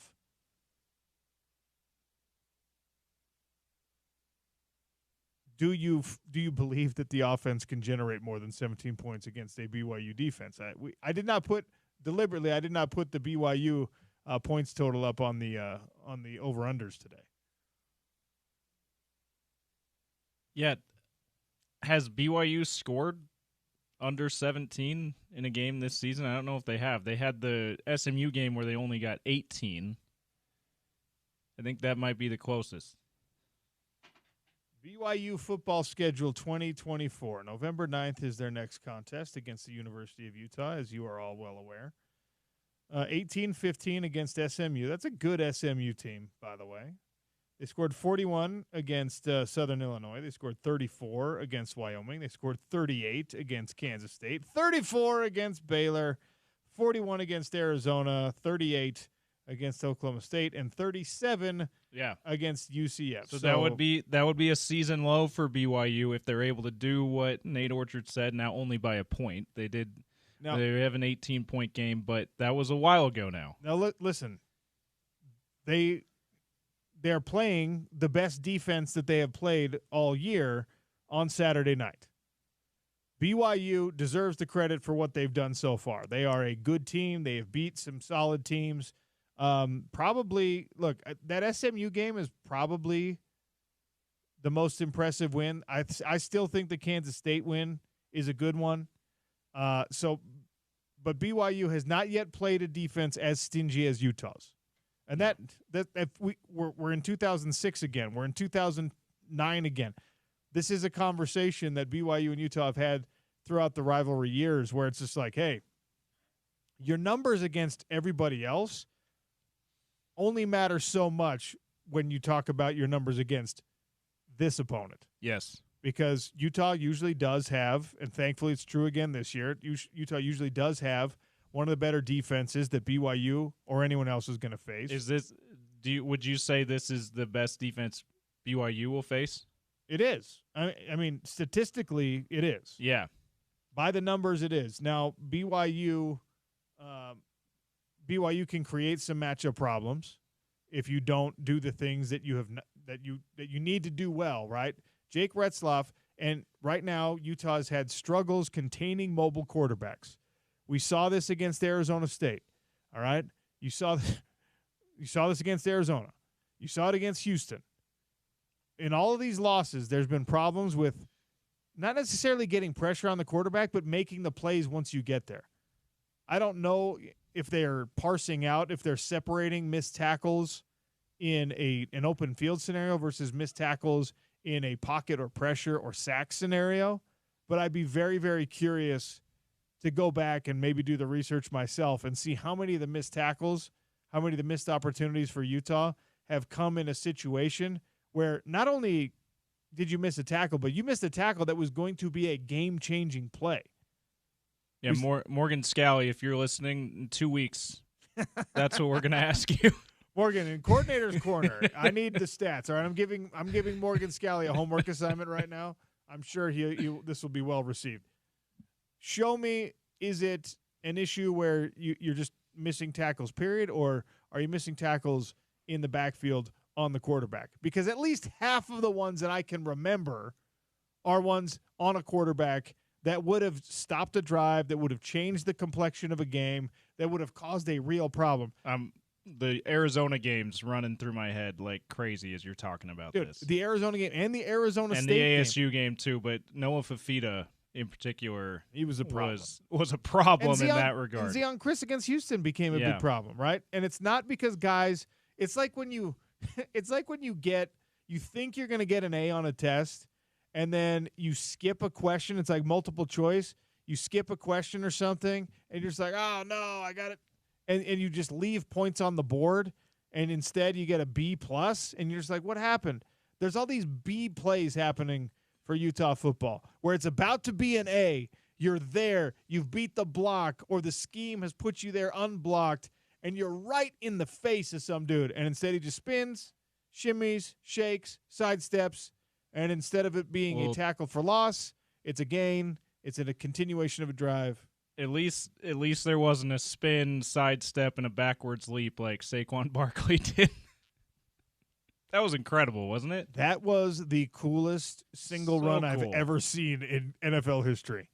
That one is up there with like the Earl Campbell getting his jersey ripped off run, with Barry Sanders, name the year, and how many times he would just make people fall down. Marshawn Lynch, mini earthquake, yes. beast mode run, yeah. Like Mike Allstott running over 4 people in one run. I mean, name the Mike Allstott highlight. That Saquon, I don't know how we got here, but that Saquon Barkley, like backwards jumping. Backwards hurdle. And it wasn't even like a regular hurdle. It was like a cheerleading toe touch hurdle. Yes. How we got here is you were talking about spinning and all this stuff, and that play popped into my head. I'm like, well, at least that hasn't happened in some of these plays with Utah football. All right. Got to take a break here. Utah Jazz trending in the right direction health-wise, ?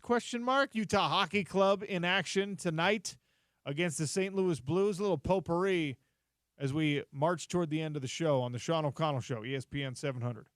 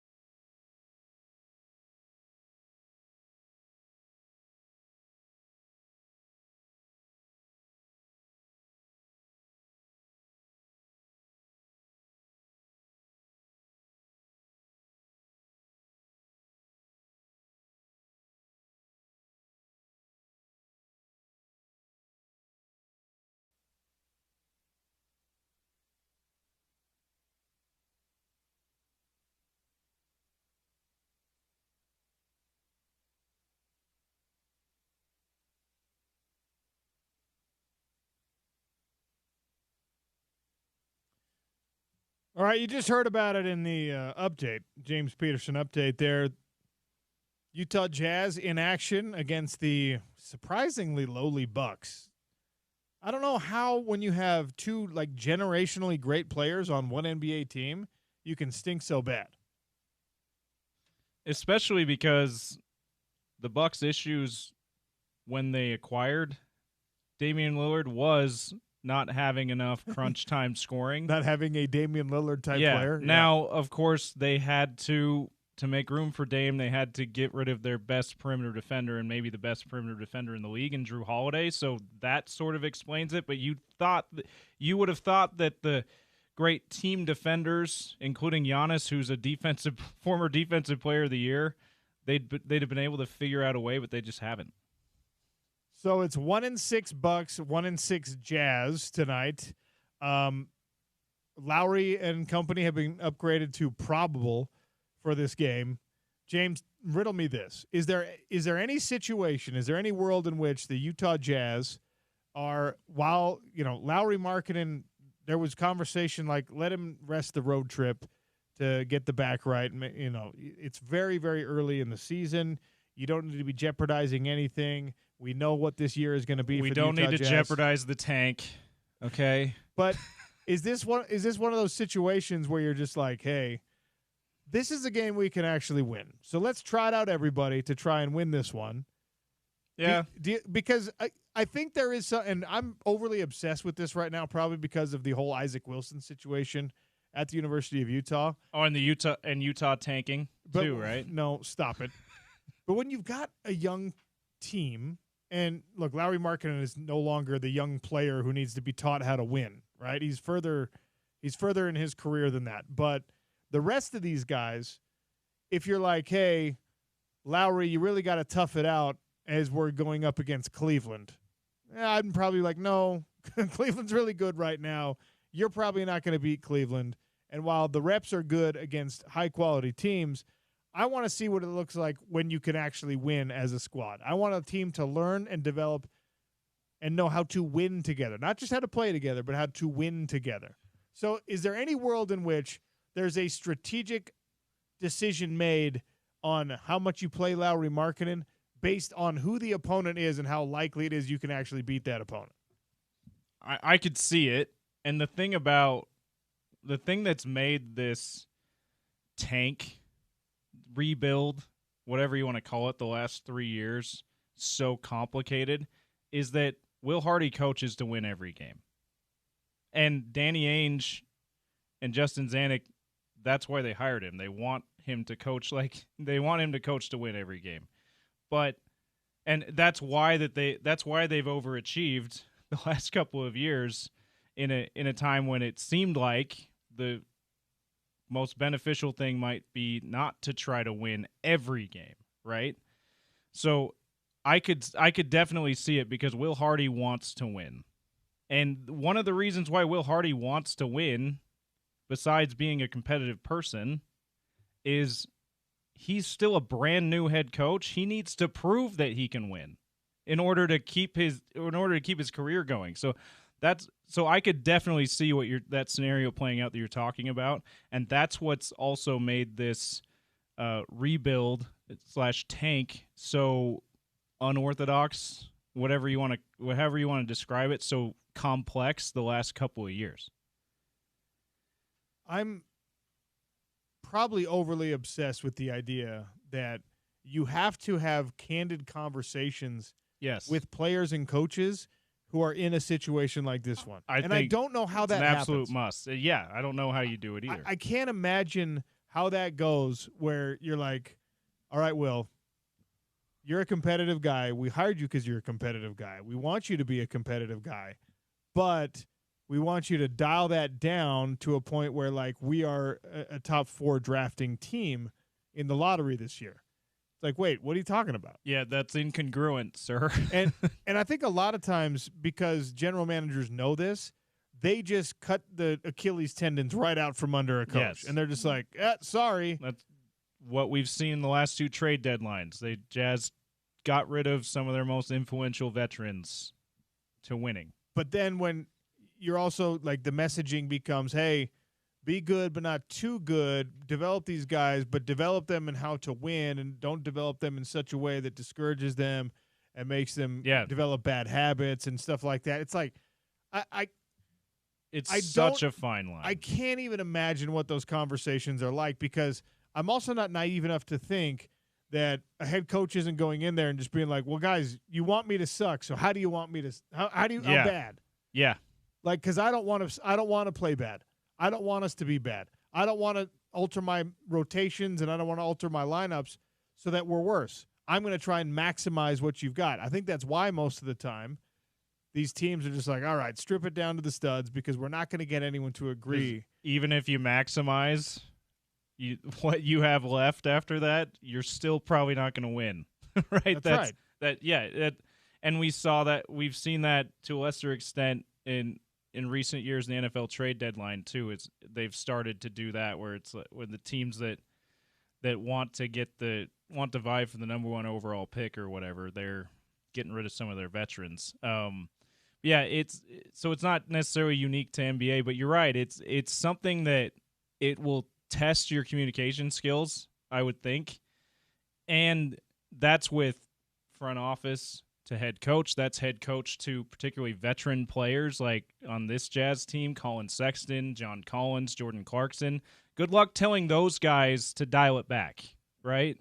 Well, and Lowry Markkanen, even, like, they're not going to. And I think that is why I'm going to have my eye on the injury report every single night, because it's the only tenable way to control it. It's the only way that's sustainable in any regard to control some of these outcomes, where you say, all right, like, your back hurts tonight. Yeah. Or I saw you twist your ankle at practice. No, I'm fine. I'm going to play. We're gonna have you as doubtful for tonight. You're not okay. The doctor said you're not okay. Sorry. And as a player, you're probably just like, I mean, that kind of sucks. I want to play basketball, but I'll cash my $40 million checks. But I think to sit around if you need me to. I think, to your point, the communication. I think that, I don't know this for sure, but I think that Will Hardy and his coaching staff and the front office, Danny Ainge, Justin Zanuck in the front office, have sat some of these veterans down to tell them, hey, here's the deal.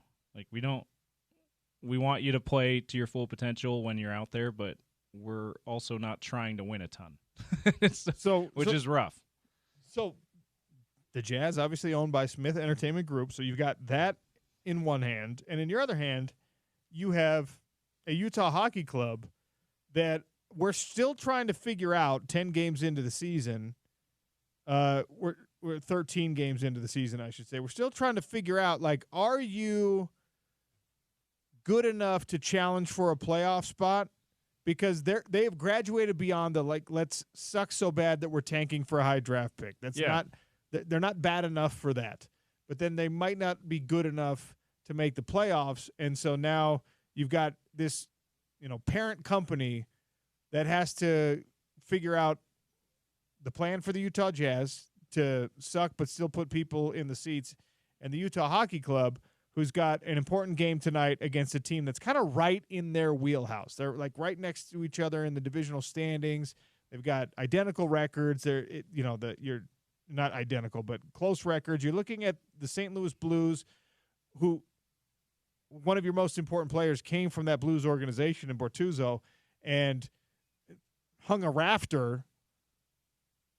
banner in the rafters with that organization, and now you're on the road with a young team against a squad in a franchise that has had some of the ultimate success in the NHL, and you're like, all right, what can we do to get ourselves closer to the glory years here? What can we learn from this experience? Are you going to play your best hockey in these types of environments? And it's kind of a fascinating juxtaposition that I'm sure not a lot of fan minds go in that direction. But for me, because we see it all in this kind of like big umbrella and this big family, and it's going to change the landscape of Salt Lake City, both physically, business-wise, and of course it already has sports-wise. And you're competing against your left hand is competing against your right for fan dollars and for ticket sales and for apparel sales and all that kind of stuff. It's just a really odd scenario. It is. It is, and I am wondering what as I'm learning the NHL, what the thoughts around the strategy of, is it enough to just make the playoffs? Is it like the NBA where it's like, well, it's not necessarily enough to just be a 7 or 8 seed. We want it, let's dial it back. Let's tank a little bit so that we can get better than that. NHL, I know, is a lot more parity, but I wonder if this Utah Hockey Club is that team that could maybe make it as a 7 or as a bottom seed in the NHL playoffs and then make a run. That's what I wonder, and I wonder what kind of strategy goes into that based on what the teams think of themselves. Well, I think that you were in that, like, hey, is it okay to kind of suck? You were in that situation with the Arizona Coyotes like 3 years ago. Now it's like, okay, the first step on your way to Stanley Cup contention is you got to get some of these young guys knowing how to win and knowing how to win playoff hockey. So this year, it would seem, is the year to try to do whatever you can to make it into the playoffs. Well, right? Bill Armstrong has been trying to temper those expectations from the very beginning. Like, from the moment that the team was announced as being Utah Hockey Club, he was like, yeah, we got some young talent. We know how to score the puck. Let's chill out a little bit. Like, we're in a rebuild here. And I think, part of it's because he's Canadian and part of it's because he's trying to make sure people are realistic in the fan base. But just like, he knows what it takes to get from point A, if that's what you want to call where Utah Hockey Club is right now, to point B being like, it's not really even point B. It's like point J, because you have to make a bunch more steps. Point Y for Yeti. And I think that you're now, for me, when I watch this team and I see them play their best hockey, the best version of Utah Jazz basketball is like, dude, you're not beating anybody over the 7-game series. No. You're not. The best version of Utah Hockey Club is like, hey, maybe if you truly can sustain that for a 7-game series, maybe there's a way. Maybe there's a way that you win a playoff series. Maybe there's a way that you truly do belong in the playoffs. The best version of Utah hockey that we've seen so far this year is far away from winning a Stanley Cup. But not so far away that you're just like, well, you got to take this roster and blow it up. Yeah. This roster is kind of like at the halfway point. They're at the turn. And it's like, all right, now it gets to the hard stuff. Now it gets to, how do you get your 26-year-old captain from being like a promising young player to a bona fide, you can rely on him for points every single night kind of guy. That's one step that you got to take. How do you get your blue line healthy is the biggest problem for them. But anyway, they've tried to address it in multiple different ways. And Oli Mata, who, by the way, who they brought in, who was a third-pairing defenseman who wasn't getting a ton of on-ice minutes at the last stop, like, he's actually been really helpful for this Utah Hockey Club. They're going 7 deep on the defense to kind of keep those guys a little fresher, to make sure that Sergachev doesn't have to play, what were we talking about, 25, 26 minutes a night? Like, you don't have to do that anymore because you brought somebody else in. So, I don't know. I'm trusting the process, but I'm also looking at it and saying, like, all right, how far along are you versus how far along where your tall brother is over there? Yeah. All right, we'll ask a trivia question. We'll give away some stuff. We'll finish out the show next. It is the Sean O'Connell Show on Utah's #1 sports talk, ESPN 700.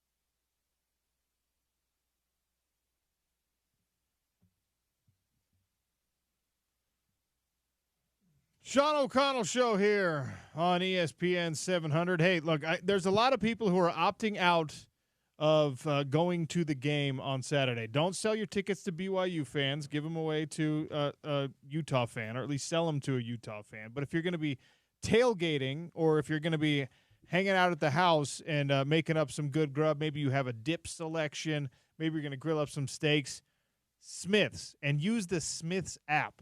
$600 of savings exclusively on the app every single week. I was at Smith's this morning. I found something I've been seeking aggressively for weeks now. I'm a little bit ashamed to admit it, but I wanted to try the Oreo-flavored Coke Zero. And you know what? I found a six-pack of the mini cans at my local Smith's. So I'm trying it. Why? Because it's Oreo flavoring with no calories? Heck yeah, dude. Sign me up. I heard it's good. We'll see. In any case, all of your grocery needs, the savings, the selection, find it at Smith's, official grocery partner of ESPN 700 and of Utah football. All right. On the Sean O'Connell Show today, we're going to give away, let's see, what do we have to give away today? We're going to give away a Lemon Shark Poke gift card. If you can answer this question at 877-353-0700. BYU, despite being undefeated in Big 12 play, their individual BYU players are top 5 in the statistical categories in only one meaningful category. Only one player on that BYU team is top 5 in individual stats. What position does that player play? 877-353-0700. We talked about this in hour number 1. The Drive with Spence Checketts is coming up next. He is sitting here across from me in the studio. Spence, how are you? You got to do the bottled Coke, because then you get the Mexican sugar. I mean, if you're going to go all in, Sean, no half measures, young man. Not the small cans. You got to get the bottled Coke. You get the Mexican sugar, and that's when it hits. You missed the fact that it's Oreo-flavored Coke. It's I was sitting here for that. It sounds lovely. I love me an Oreo-flavored anything. Oreo-flavored shake, Crown Burger. Come on, man. Good. Oh, any Oreo shake is just outrageously good. I'm with you. Second only to the baklava shake, which is available at one of the local eateries. You don't have to do that, dude. You don't have to be fancy and one-up all the time. Oreo's fine. What's a baklava shake? Have you ever had a baklava shake? I've never heard of a baklava shake. Do you enjoy baklava? I don't know what it is. Wait, what? What is it? You don't know what baklava is? I'm genuinely asking you what it is. A Greek dessert. I've never had it. It's like phyllo dough, this flaky crust, multiple layers of the flaky dust. Okay. With ground up pistachio. All right. With honey. You're talking my language. It soaks into the crust. I'm trying one this weekend. You've never had baklava? Not my whole life, and I very much enjoy Greek food. Okay. Yeah. I'm gonna hook you up with a baklava shake. Please do. Bring you one. Please do. Because I like a good shake. Oh my gosh, I love them. You know, you're a well-traveled man. Ish, yeah. I wonder if you agree with the assertion of a friend of mine who travels. I swear he's seen every corner of the world. So we were at dinner a couple weeks ago. I said, "Where's the best food?" He didn't even hesitate. He said, "Greece. Best food is in Greece." I would believe it. Have you been? I've never been to Greece. Neither have I. I need to get there. My wife's been to Greece and to Cyprus. She speaks very, very highly of both places. I would like to go there. There's no place on the globe I don't want to visit, except I'm like dubious on India. My buddy went and loved it. And like you, I don't think that would be right off the top. I think these days I'll probably put China aside. Not really jonesing to get there. Yeah. But before my friend went to India, I was like, yeah, I'm not really. But he went and he said it was awesome. I went to China 10 years ago because my buddy was living out there, and it surprised me. I was just like, I was going because I had a free place to stay, and I got a cheap flight from San Francisco. I was just like, yeah, I'll come visit you. Yeah. Ended up being one of my favorite trips ever. 10 years ago, China was different than it is now. Sure. The world was different. So yes, it was. We could go down that path today if you want. I will say one of the best vacations I've ever taken, Tokyo. Never been. Want to go desperately. You got to do it. It's awesome. All right. Okay. So anyway, we should just rap about our travel talk. catalog. Yes. Love it. Baklava shakes and such. Say it again. Baklava. Yeah. Baklava. Okay. Yeah. Just like it's spelled, just like it sounds. Okay. Baklava. I'm gonna bring you a baklava shake. I'm excited to try it. You're gonna enjoy it. It's delightful. Anyway, what's coming up on the drive? Oh man. Well, it's the Thursday before the big game, so mostly rivalry game stuff. We've got Tony Jones. We'll do a little Jazz. We do the Big Show, Big Hour, Bowler, Monson, Neil Smith behind the glass. We're going to do some hockey, then Sly, Stevenson, Sylvester. So mostly college football, rivalry game stuff, but Jazz are in action tonight. We get a little Thursday night NFL football, and obviously the Utah Hockey Club too. So we'll bounce around a bit. Correct. Congratulations to Texter 4286, the only BYU individual player in the top 5 category statistically this season for BYU in the Big 12 Conference is the kicker. They are undefeated without having a top 5 player at any position. Unbelievable. That is great team football. Yes, anyway. It is. Very, very complimentary, as they say. That's what they like to say. Stay tuned for the drive with Spence Checketts. Thank you to Brian Keel, to Eric Weddle, to Nate Orchard, to Mekhi Bernard for joining me on the show today. That's it for the Sean O'Connell Show on ESPN 700.